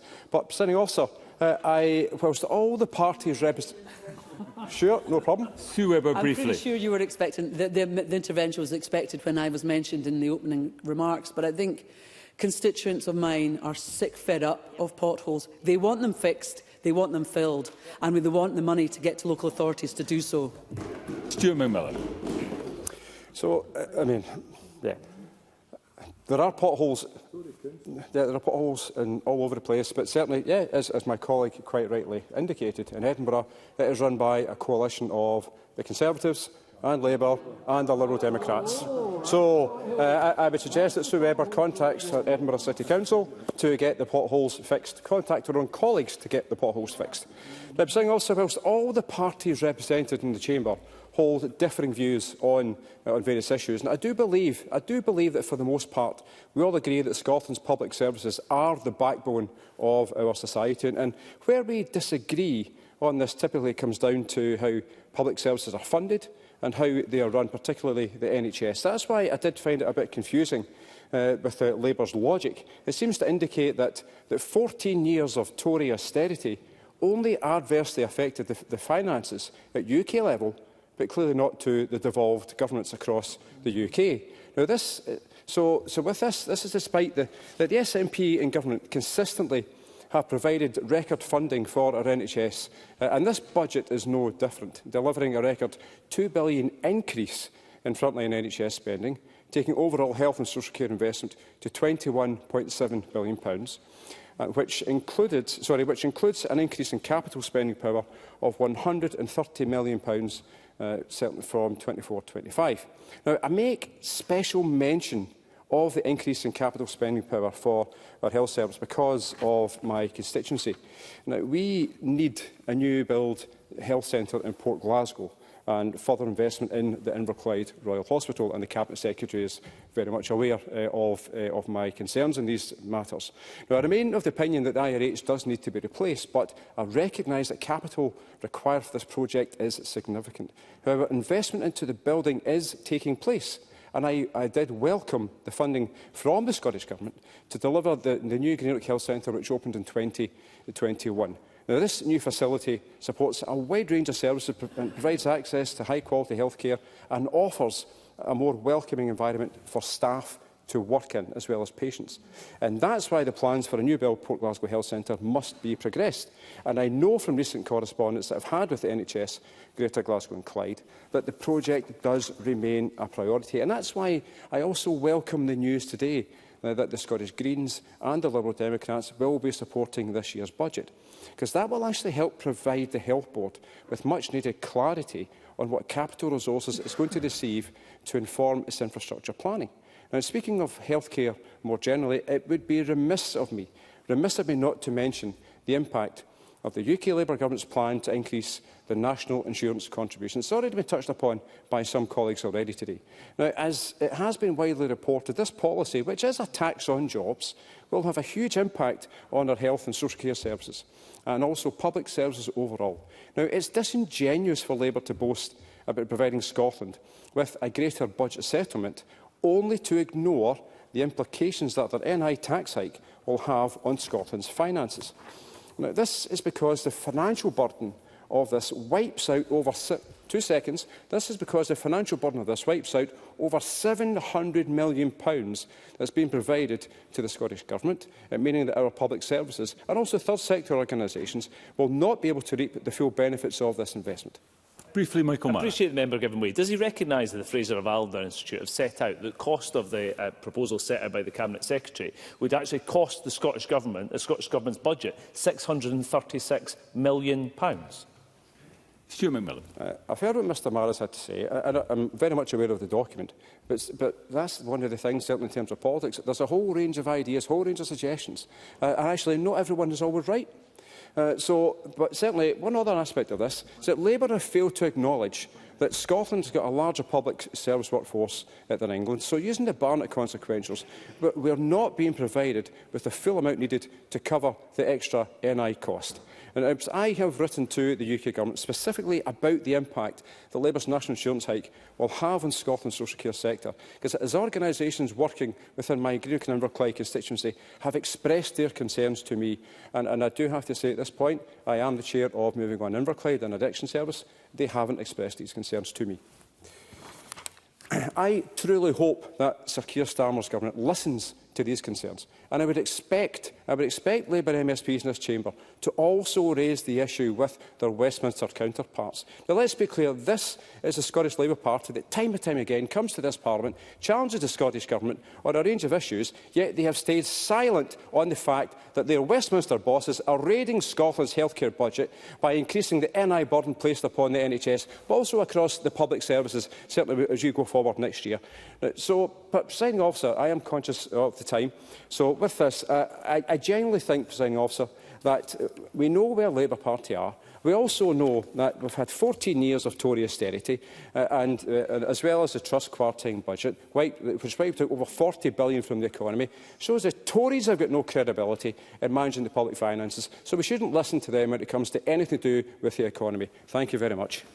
Thank you, Mr McMillan. We now come to the final speaker in the open debate, Katie Clark. Again, up to 6 minutes. Thank you, Presiding Officer, and I welcome this opportunity to speak in this debate and the increased investment in Scotland's public services made possible by a Labour government delivering record investment for Scotland, with an additional £5.2 billion being added to the Scottish budget to spend on public services.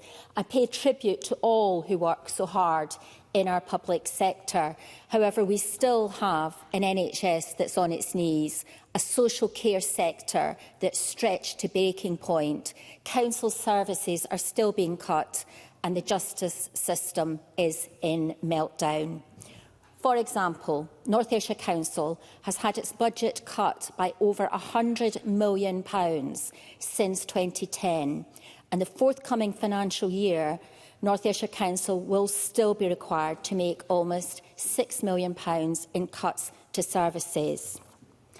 After year of the share of the cake for local government being cut, with councils disproportionately facing real terms cuts in funding since 2010 compared with other public services, this settlement this year is far from a fair settlement for local government. When we see cuts such as all school crossing patrollers being removed still on the table, when closures to island services such as Arran Outdoor Centre are still on the table, and many of the services closest to people's lives, the services people rely on most, are once again on the chopping board due to budget decisions. Many councils are planning for council tax rises, not least because they anticipate another unilateral freeze next year. The SNP have consistently broken their pledge to deliver an alternative to the council tax. We need a fair, locally collective property tax as soon as possible. These issues have been raised repeatedly by myself and colleagues. I have raised them on numerous occasions in this chamber and in writing, and indeed the Cabinet Secretary for Finance very kindly agreed to meet with me earlier this month to enable me to make those representations in more detail and to explain the cuts that councils across the west of Scotland will be facing this year on the basis of this budget. The Scottish Government say health and social care is the priority, but there's been a monumental loss of time and money on the National Care Service Bill due to this Government's political decisions, and the social care system remains in crisis. Money continues to be extracted for private profit. Voluntary organisations are still underfunded, and care workers still don't get £15 an hour or decent terms and conditions. We have record waiting times in our accident and emergency department, record numbers of Scots on waiting lists, and only 43% of NHS staff say that they are able to meet all of their demands at work. They say that this leads to feelings of burnout and further reduces staff retention, fuelling the NHS's reliance on agency workers. A very poor use of our taxes and money that could be spent in investing on the NHS workforce of the future.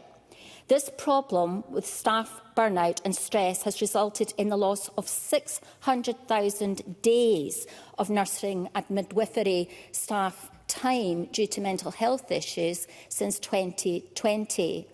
NHS Scotland has spent £500 million on agency nurses since 2019. Some of these shifts are advertised at wages 400% of an NHS-employed staff nurse. Imagine how demoralising it must be for NHS staff who work beside someone on the same shift doing the same job and one being paid 4 times more than the other. This is no way to run our National Health Service.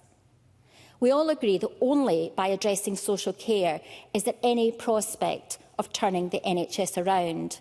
Summits last week and speeches this week do nothing to change the daily experience of overworked NHS staff. We need longer-term solutions which have the trust and the confidence of the workforce. We have an unsustainable model of health and social care in this country, and if we don't change course soon, we will see more staff leaving our service due to burnout and waiting times continuing to grow through the roof. With this budget, the SNP have failed to take the opportunity to reform public services and make them fit for the future. It's time for a new direction, and I hope that the debate today will lead to some of the actions that are necessary to make that a reality. Thank you, Ms Clark. We now move to closing speeches with the reminder again there is no time in hand. Willie Rennie, up to 6 minutes, please. It was quite unnerving earlier on when Alex Cole-Hamilton sat down, because it wasn't just me that was applauding his contribution this afternoon. There were some others on the SNP, but sometimes I even don't applaud his speech. And it was also quite difficult to hear Bob Doris being nice to us, and even more so Kevin Stewart paying us a compliment. But he is always complimenting us.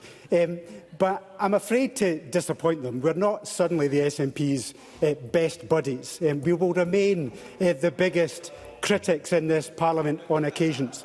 But as Alex Cole-Hamilton said earlier on, sometimes in this Parliament, to get things done, you just have to sit down and talk. And that's exactly what we've done through this budget process. But there was complete silence, on the other hand, when Alex Cole-Hamilton was speaking about the provisions that we've managed to secure for those babies that are addicted when they are born. And there was no one could criticise that contribution and that change, because it means something to thousands of babies across the country, and it will ease their transition into this world. And I think we should look sometimes, when we are debating politics, and we all play politics, we all debate politics, but sometimes it looks incredibly small in comparison with babies like that who are born into this world in very challenging circumstances. So forgive me for talking a little bit more about some of the measures just like that we have secured in the budget process. If you've ever been to the Faroes, you will see a series of interconnected tunnels that have brought economic growth to those islands in a way that nobody would ever imagine. And it's through fixed links and tunnels. And it's boosted their economy, created great opportunities for the people that live there. I want that for Shetland. And this budget process starts that process to secure those fixed links that Beatrice Wishart, my colleague, is endlessly talking about. And we want improvements also to the communications between the islands in Orkney as well. Again, that's secured in this budget. And how many times have we heard from constituents who are really frustrated they can't get to see a dentist to get the essential dental treatment they want, or waiting to see a GP, making that phone call in the morning, trying to get through to get an appointment. Or the people of Fort William who've been desperate for a new Belford hospital, or the people who have to go to St John's Hospital or Haddington to get their eyes treated when they've been desperate indeed for the Eye Pavilion in Edinburgh. All those things are in the budget and we've secured them. We know there is a housing emergency. We've debated that in this chamber. The funding has been restored for the social capital budget, and that's helpful as well. But we have been debating for some time end-of-life care. And the hospices were telling us bluntly, as Bob Doris was highlighting, about how desperate they were for additional resources in order to continue to provide those services, especially with the employers' national insurance contributions that are coming down the track. And we've got £5 million extra for them that should make a real difference. Alice Cole-Hamilton, my colleague, has been talking a lot about long COVID clinics, because there are people whose lives have been devastated. They have failed to recover from the pandemic and they're still living with it to this very day. We'll now have dedicated clinics for the first time in Scotland. Now, that was all agreed in the draft budget, which was before Christmas. Now we've agreed additional items, including for costs for college young people.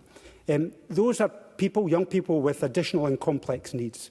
Now, there's a view underway about the provision of that service, but there is additional resources for the next 2 years to deliver some of the things that Pam Duncan-Glancy was talking about in her Transitions to Adulthood bill that didn't make progress in the Parliament, but are still desperately needed. So this will be one of what I hope is many services across the country that are developed over the next few years to give those young people the chances just like everyone else. The offshore wind skills will get additional support through colleges, and social care, which continues to be in crisis. The staff there, we will have more staff who are skilled in that sector. So that's a big boost as well. There will be more compensation through the employers' national insurance contributions that will come from the UK Government for local authorities. Now, another area that I think is incredibly important is we have this additional income from the offshore wind round of Scotland, and we will have additional resources that come from the community benefits from other energy projects, particularly in the Highlands and Islands.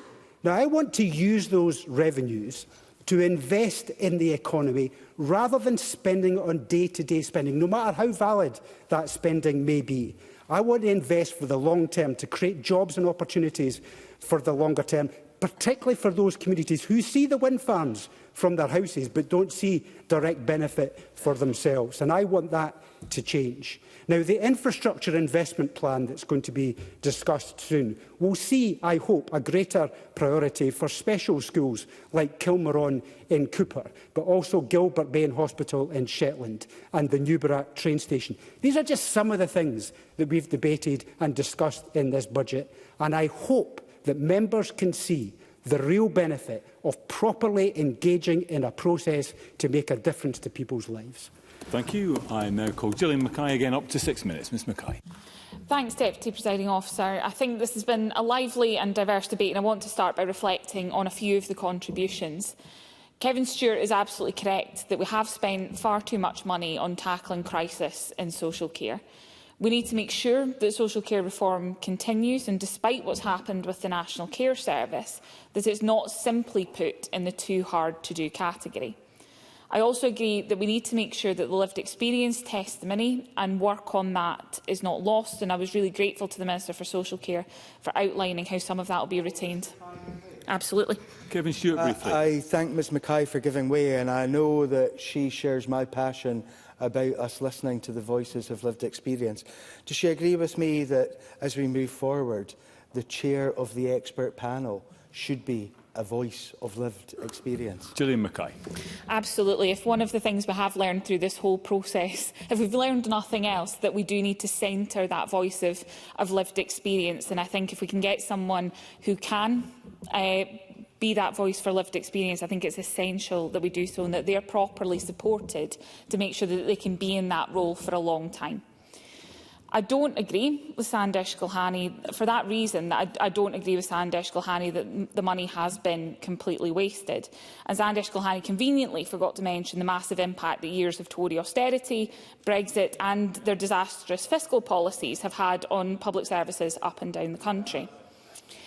I welcome the measures that the Cabinet Secretary has outlined in terms of hospital at home, rapid access for frailty and ensuring people can see a GP more easily. We need to see many measures that will make staff's lives jobs easier as well, and falling into the pitfalls, Presiding Officer, of writing notes and scribbling them out as I go. The rollout of an app within the health service is long overdue, and I believe that many digital advancements we've spoken about across this session could revolutionise how the public interact with the NHS and how care can be delivered. While many of the things the First Minister announced yesterday are welcome, we do need to see fundamental reform across the NHS, improving both care and the experience for staff, which is hugely important. Karen Adam mentioned library closures in her constituency. My Green colleague Mark Ruskell has been working on a campaign with local people in Perth and Kinross about library closures there. Karen Adam is entirely correct that libraries are not just about books, and while literacy is hugely important, the wider social and health benefits for communities, including in my own region baby and toddler groups, knitting groups and anti-loneliness initiatives, are hugely important, and I encourage others to speak in the Members' Business debate on libraries next week. But this issue does highlight the fragility of local services and the urgent need for a real conversation about how we make these services sustainable for the long term. While I don't have any library closures in my region, sport and community venues are being impacted. Some will be transferred to local groups, and while empowering communities should be done wherever we can, in some places we're passing a burden on to local groups with backlogs and maintenance in some of these buildings. Sue Webber mentioned potholes, and these are a serious issue. The way that council roads departments are funded is pretty wild, in my opinion. They have to keep back some funding in case of a poor winter. If the winter's milder and it's not all used, then that's why we see a load of potholes getting fixed at this time of year, before the end of the financial year. Climate change and the quality of the surfacing we're using is a major issue, and multi-year funding for local authorities would absolutely help with some of the issues we're seeing. A very random piece of knowledge about road surfaces, I know. Not to allow the Lib Dems to have their own way on their budget wins, I want to cover the Green impact on this year's budget. We've secured the rollout of free school meals for up to an additional 15,000 pupils. We all know and agree across this chamber that children can't learn properly while they're hungry, and this is an important step towards Scottish Green's goal of universal free school meals. We've also secured a year-long regional trial where bus fares will be capped at £2 because we know the cost of public transport is too high. This builds on our work in previous budgets, giving everyone under 22 free travel. With the climate being put higher and higher on the agenda by many, we've worked to deliver record nature funding for nature restoration and our environment. These green projects are creating well-paid jobs in communities across the country, but particularly in rural areas. We've increased tax on the purchase of second or holiday homes. We're moving forward with proposals for a cruise ship levy, the consultation of which will launch in February, and progress is ongoing to give councils more direct power through a consultation on devolving parking fines to local authorities. Well-funded public services are the bedrock of our society, as Stuart McMillan said. Our amendment also mentions the government's trial of the 4-day workweek piloted by the South of Scotland enterprise, which demonstrated promising outcomes in terms of productivity, employee well-being and job satisfaction. We reiterate our calls to government to build on this to support a better work-life balance and position Scotland as a leader in progressive and innovative workforce policies. I still believe, Deputy Presiding Officer, that our biggest challenges we face in terms of public services are sustainability, demand and absolutely the looming issue of national insurance contributions.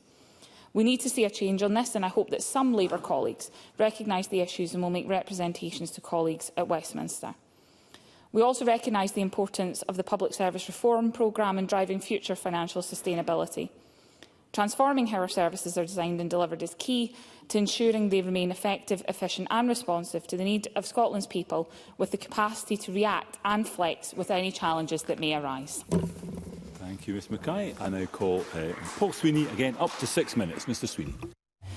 Thank you, Deputy Presiding Officer, and it's a pleasure to rise to support the amendment in the name of my colleague Mr Mara in this debate. And I think it's been an interesting series of speeches this afternoon reflecting on the great pride this country has in its tradition of public service, first and foremost, and it's a tradition we hold dear, a great inheritance from previous generations going back over a century of building the public institutions that we benefit from today. And the challenge really has been for this generation to sustain and grow and build on that legacy. A couple of weeks ago I celebrated my birthday, and I was thinking about when I was first able to cast my vote as an 18-year-old in 2007, and that was for the election in which this government first came into office. At that time, I was actually very attracted by what the government were offering, or what became the government, particularly around scrapping and reforming the council tax and dumping the student debt. And as someone who was just about to leave high school to go to university, the idea of dumping the debt was very attractive, and I actually was seduced into casting my regional list vote for the SNP on that occasion. But sadly, I feel I was missold in that investment. Badly missold as a naive 18-year-old. And now, 18 years hence, with the long years of this government in power, I think it's difficult to see where truly great reforms have been achieved with that generation in office. And what I see in reflecting back on that period growing up, certainly it's been a difficult time for our country, a difficult time for my generation, the first generation in history actually to be poorer or destined to be poorer than its parents. We've grown up in the shadow of a banking crisis, which was then turned into a manufactured crisis in public expenditure by the Conservatives. But that bad hand that the Scottish Government might have had in recent years has been very badly played indeed. And what we have seen is a government increasingly characterised by reaction rather than prevention of problems, and also of focusing on stripping out cost rather than building long-term value.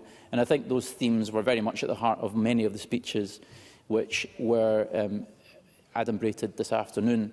I also think that it's clear that in a nation where we've had declining living standards, stagnant growth, stagnant wages, the chess moves available to build back and to improve our public services are very challenging indeed, and there are no cost-free options to develop that long-term value creation. And I think it's been somewhat disingenuous or perhaps naive of some of the parliamentarians in the chamber today to suggest that there are cost-free options available to this country in trying to reform our public services and put them on a legacy or a trajectory where we can build a positive legacy for future generations.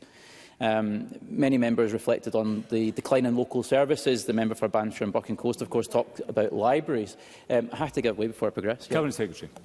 I accept the challenges that there are in my area around health and social care, but does he accept that the principles that we've set out yesterday around shifting the balance of care, investing further in primary care, investing in reducing waiting times, increasing capacity in social care, those are principles that we would share as being the areas that we can see better public services coming forward? Paul Sweeney. The Cabinet Secretary makes a fair point, but as ever, it's rich on rhetoric and poor on delivery of actual tangible benefits. After 18 years, we're talking about my entire adult life of the power, the privilege of being in power in this country and to deliver that opportunity in government, squandered in many respects, and not least the flagship National Care Service. And a large part of that was because the government seemed to want to be an inch deep and a mile wide on the issue. It failed to make the key calls on structural reform needed in social care. As was mentioned by my colleague, Ms Clark, member for West Scotland earlier, that the reality is that 77% of residential care capacity in this country is delivered by private providers. And the Scottish Trade Union Congress has estimated that on average £4,000 per bed is extracted in profit from people seeking social care. That's on average. In fact, the most profitable care home provider extracts £13,600 per bed. That's the fundamental problem at the heart of our public service delivery. We're not making the big calls that previous generations made, like building the National Health Service, by saying we're not going to have private profit extraction in our fundamental acute hospital system. We are going to remove the grubby pound sign from the provision of healthcare. These were the sorts of calls that were needed, and because of that failure to make those calls, we've ended up in the programme falling apart. And now the bill is a pale imitation of what was originally a very ambitious programme. Similarly, we've seen these issues of failure to reform laid out by colleagues. Ms Duncan Glancy highlighted colleges, for example. I spoke to a college principal a couple of years ago in Glasgow and was talking about local industrial needs and local economic needs and why the college couldn't tailor-make courses and programmes to serve local and industrial requirements. And they said, well, we're not able to do that. We're not able to diverge. We're not able to innovate. We're not able to be enterprising. And as a result, one of the biggest industries in Glasgow is having to build its own college to train people for its own workforce because the colleges locally aren't able to provide that requirement. So just another example of wasted public service, innovation and opportunity to reform public services. And I know many members, indeed ministers, share the frustrations, but there seems to be an inability to fundamentally reform the civil service and the institutions of government to respond to these generational challenges that we're facing. And it seems like many of the speeches came up short today in trying to address those fundamental issues. And indeed, we have to recognise that every aspect of making decisions comes with costs. Member for Glasgow Maryhill in Springburn, for example, cited hospices. Yes, there will be a challenge in the change to national insurance contributions, but similarly, the change in pay structures in the NHS for nursing has meant that hospices have struggled to recruit nurses because of the pay differential. Similarly, the business rates that councils are extracting from hospices. Yes, happy to give way. No, you can't. Oh, sorry, I'm running out of time. I'm afraid I have to conclude. So, just to make those points, really, that many members made those observations of local challenges. We do need to reform fundamentally. We need to build greater value in our public services, and that's about moving away from that system of reaction to prevention and towards not just looking at the short-term cost, but the long-term value. Thank you. I now call Murdo Fraser up to 7 minutes. Mr. Fraser. Thank you, Presiding Officer. Well, it's been a wide-ranging debate with varied contributions. We've had members talking about the health service, about education, about transport, about housing, as we might expect from a debate looking at the public services. And the context for this, of course, is the budget. And we're being asked by the Scottish Government to celebrate the Scottish budget and how it invests, in their words, in public services. So I want to just drill down into that claim just a little bit. And let me start by setting the context for all this. And I would say this for the benefit, I think, of Bob Doris in relation to his contribution, because it is a reality that the block grant from Westminster for the coming financial year is the highest in the history of devolution, nearly double in real terms what it was when this Parliament was first set up. Well, let me just finish my sentence, Mr Doris, and I'll give way. Nearly double what it was when this Parliament was first set up back in 1999, even accounting for the additional responsibilities on topics such as welfare. I'll give way to Mr Doris. I think Mr Fraser, for giving way, would Mr Fraser recognise that this is a budget for 1 year? And if you look at the finances to the Scottish Parliament from the years 2010 to 2017, when the Conservatives were in charge at Westminster, there was a 7.4% cut to Scotland's budget in discretionary spend. Will Mr Fraser apologise for that? Murdo Fraser. Well, I don't recognise those figures at all, but all Mr Doris is doing is taking selectively a very short period. Over the piece since devolution, since 1999, we are looking at nearly double the amount of money in real terms compared to what they were. And the real question, which I'll come to in more detail, is where has all the money gone? And is it being effectively spent? And the other point, and of course the SNP benches never mention this when they're talking about the budget, is under the Barnett formula, we have around 20% more to spend per head of population in Scotland on public services than they have south of the border. And they never want to acknowledge that, Presiding Officer. Now, the Scottish Government also, according to their own claims, have boosted the budget by some £1.7 billion due to tax rises, making Scotland the highest tax part of the United Kingdom, although, of course, the net benefit to the Scottish budget is substantially below the sums the headline figure would suggest. And the Institute for Fiscal Studies, looking at the budget, have said, according to their calculations, spending on public services from the current year to next year is flat in real terms and is actually due to fall in the year after. Now, against all this backdrop, against all these claims of all this extra money going in, we would expect public services in Scotland to be streets ahead of what we see in other parts of the United Kingdom. We expect a much better health service, much better education system, better quality roads. And that simply is not people's experience after nearly 18 years now of SNP administration. And we've heard contributions from all different parts of the chamber, with people highlighting issues that illustrate that point. And according to a poll that was carried out by True North, that was published just at the weekend, 49% of the Scottish population feel they are not getting value for money for their higher tax bill, with just 32% think public services are better as a result. So the public are not convinced that this extra money is delivering greater benefits for them. So yesterday, the First Minister set out his new plan to save the NHS. Sidelining the hapless Health Secretary, John Swinney proposed NHS recovery and renewal. So why, after 18 years of the SNP in charge, does the NHS in Scotland require recovery and renewal? And that question answers itself when we look at the state of the NHS, at the record waiting times, the fact we have more people in Scotland on the longest waits than people south of the border, many times more, even though their population is much higher. And everyone in this chamber will have constituents raising their frustrations at having to wait excessive periods for vital treatments, in some cases because they can afford it, having to go private rather than face months, if not years, of pain and distress. And worse still, others having to use their life savings or dip into their pensions or even remortgage their homes or borrow money because the NHS is currently failing them. And the other frustration I continually receive complaints about is the difficulty people have getting appointments with their GPs. In too many parts of the country, the 8 a.m. rush for the appointment is letting people down. And for those who have an urgent and pressing need to see the doctor, if they are able to get through first thing in the morning, they will take whatever is available to them and they will persist. The real concern is for those who don't have an emergency or urgent situation, who have that annoying pain or that annoying itch or something just troubling them that's not hugely inconveniencing them, it's just a worry. And if they can't get through and get an appointment, I'll give away in a second, in the first 2 or 3 times, they will put it off because it's not urgent. I'll give way to briefly, Christine Graham. Thank you very much. I very much share his annoyance that you can't get through to a GP, not only by phone, but does he accept that that is the private practice that's doing that? It's not the NHS at large. Murdo Fraser. Well, I think it's such a widespread practice, I would say to Christine Graham, I don't think we can blame it on individual GPs.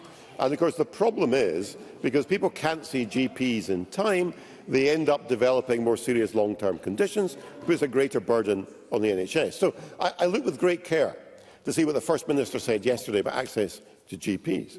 But all that was offered was warm words about the need to increase capacity in general practice and develop a new quality framework to make GPs more consistent across Scotland. There's no detail on how that will be improved. And as Sandesh Gohani said, it's many years since we had that promise from the SNP to recruit more frontline GPs. In fact, we have fewer GPs today than when that promise was first made.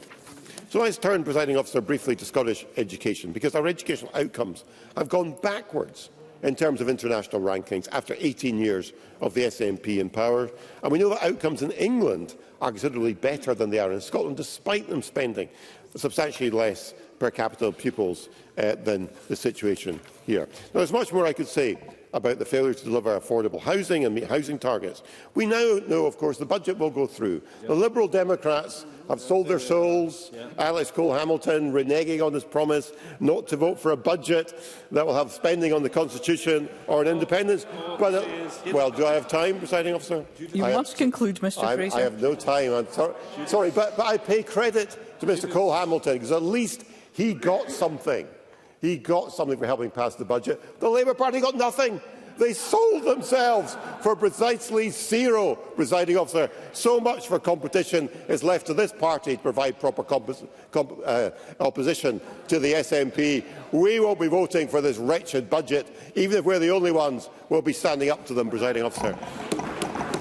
Thank you, and I call on Ivan McKee to wind up to 9 minutes, Minister. Thank you, Presiding Officer. This debate this afternoon has been an interesting debate in parts, and it recognised the sustained commitment of this government to invest in our public services to better the lives of the people across Scotland, and the importance of the 2025-26 Scottish Budget in delivering this. This budget invests in public services, it lifts children out of poverty, it supports the most vulnerable in our society, it acts to address the climate emergency and supports jobs and economic growth. In short, Presiding Officer, this budget brings hope to people to renew our public services and deliver a wealth of new opportunities in our economy. As outlined by the Cabinet Secretary for Health, this budget delivers a significant increase in funding for key public services, including health and social care, local government and education. Presiding Officer, we as the Scottish Government recognise that lasting progress can only be achieved through collaboration and the support of as many as possible across this Parliament, and that's why we are fully committed to working together with others to accomplish our shared goals. This Government has reached agreement with the Scottish Liberal Democrats, the Scottish Greens and this afternoon also with ALPA to support the budget, delivering on areas of shared priority and ensuring stability for Scotland's public services. As outlined in the letter to the Finance and Public Administration Committee by the Cabinet Secretary for Finance this morning, the details of the amendments to be tabled at stage 2 have been shared. For the benefits of this chamber and for the public, I am pleased to confirm the following key additions to the budget: a £2 bus fare cap pilot in our regional transport partnership area, increased funding for nature restoration, expanded eligibility for free school meals in secondary 1 to 3 across 8 local authority areas, increased investment in drug and neonatal services, strengthened support for hospices, targeted investment in the college sector, continued support for Course for College and greater flexibility for Orkney Island Council regarding capital and resource funding. Presiding Officer, as a government, we are fully aware that lasting progress depends on cooperation across all parties for Scotland's interests, and this government is pleased to say that in the spirit of cooperation across this Parliament, we will deliver a budget by Scotland for Scotland. Presiding Officer, the process by which we arrived at this point has been interesting and very instructive. We've seen parties across this Parliament working as they should, coming forward with proposals, considered proposals reflecting their priorities and working through a series of meetings as we came together to do the best for the people of Scotland, as we should. Indeed I shall. Fergus Ewing. Grateful that the Minister has mentioned increases in expenditure. Can the Minister describe, say, 3 reductions in expenditure through reform of public services, in particular the NHS? And will he pursue, investigate and set a deadline for NHS Highland to deliver the promised return of vaccination services from the expensive, unsafe, unwieldy centralised system provided by NHS Highland for the last couple of years to a local, better, safer, cheaper, local GP-led service? Minister. Well, in terms of public service reform, we'll come on to talk more on that shortly, but we could indicate that we've saved more than £200 million over the last 2 years in steps we've taken to make digital services more efficient, to make estates footprint more efficient, to remove duplication across public services and to automate public service provision where that is possible. And we'll continue to do that work at an increasing pace as we go forward. In regard to the specific issue he raises about, raised more than once this afternoon with regard to Highland Health Board and the delivery of vaccines. I know that my colleague, the Cabinet Secretary for Health and Social Care, is working very hard on that, and I understand the member will get a response very soon on that very specific issue. Presiding Officer, this process has been a masterclass in negotiation skills, for better or for worse, and it's interesting to see this afternoon a series of members from across the chamber standing up with their list of things that they would like to have seen within the budget. And those members split themselves into 2 groups. There's those who are standing up with the list of things that they managed to deliver because they were part of the negotiation process, they painstakingly worked through in a mature way and were able to deliver on those areas that they thought were important to them and their constituency. And there's those that are standing up, frankly, shouting into the wilderness about the things that they would like to have seen but didn't achieve them because they didn't take part constructively in the process. So, in terms of let's hear the Minister. Sorry. I was just asking colleagues to ensure that we can hear you, Minister. Very important to listen to what I've got to say in my closing remarks. And across the chamber, a number of interesting conversations. And frankly, I have to say that Paul Sweeney's contribution was very, very thoughtful and considered. He talked about his generation, which is a reference back to my generation, for those that can remember that far back. And at the specific point he raises on hospice pay and that differential, that's something that's actually been addressed within the budget. So I'm sure that on that basis, Paul Sweeney will also see himself able to vote for the Scottish Government's budget. As I say, everyone that came forward, not everyone got everything they want, apart from one party, and I'll come on to that in a minute. Everybody came forward with asks that they had, and throughout the negotiation process we reached a conclusion. But I think it's important also to recognise that there was one party that got everything that they asked for. The Labour Party asked for nothing and got nothing as part of the process for their decision to abstain on the budget. Presiding Officer, turning to the issue of public service reform. something I'm, with colleagues, working very hard on across government and the wider public services to deliver. I've identified in response to Fergus Ewing's intervention many of the achievements we've already delivered in terms of financial return and other work that's happening across that programme. We've set clearly our programme of public service reform to Parliament with a strong focus on the data, on the levers, on a workforce that will deliver those efficiencies and better public services for the people of Scotland. To enable this work, we will deliver within this budget, when Parliament votes for it, an Invest to Save fund in 25-26, backed by £30 million of funding, recognising the need to remove barriers, catalyse efficiency, effectiveness and productivity projects as part of that reform agenda. We'll continue to modernise and streamline public services to improve efficiency and outcomes. I'll give way. Craig Hoy. Thank the Minister for taking that into intervention. We found out this week that there are now 500 more senior civil servants within the Scottish public sector than there were 2.5 years ago. Why?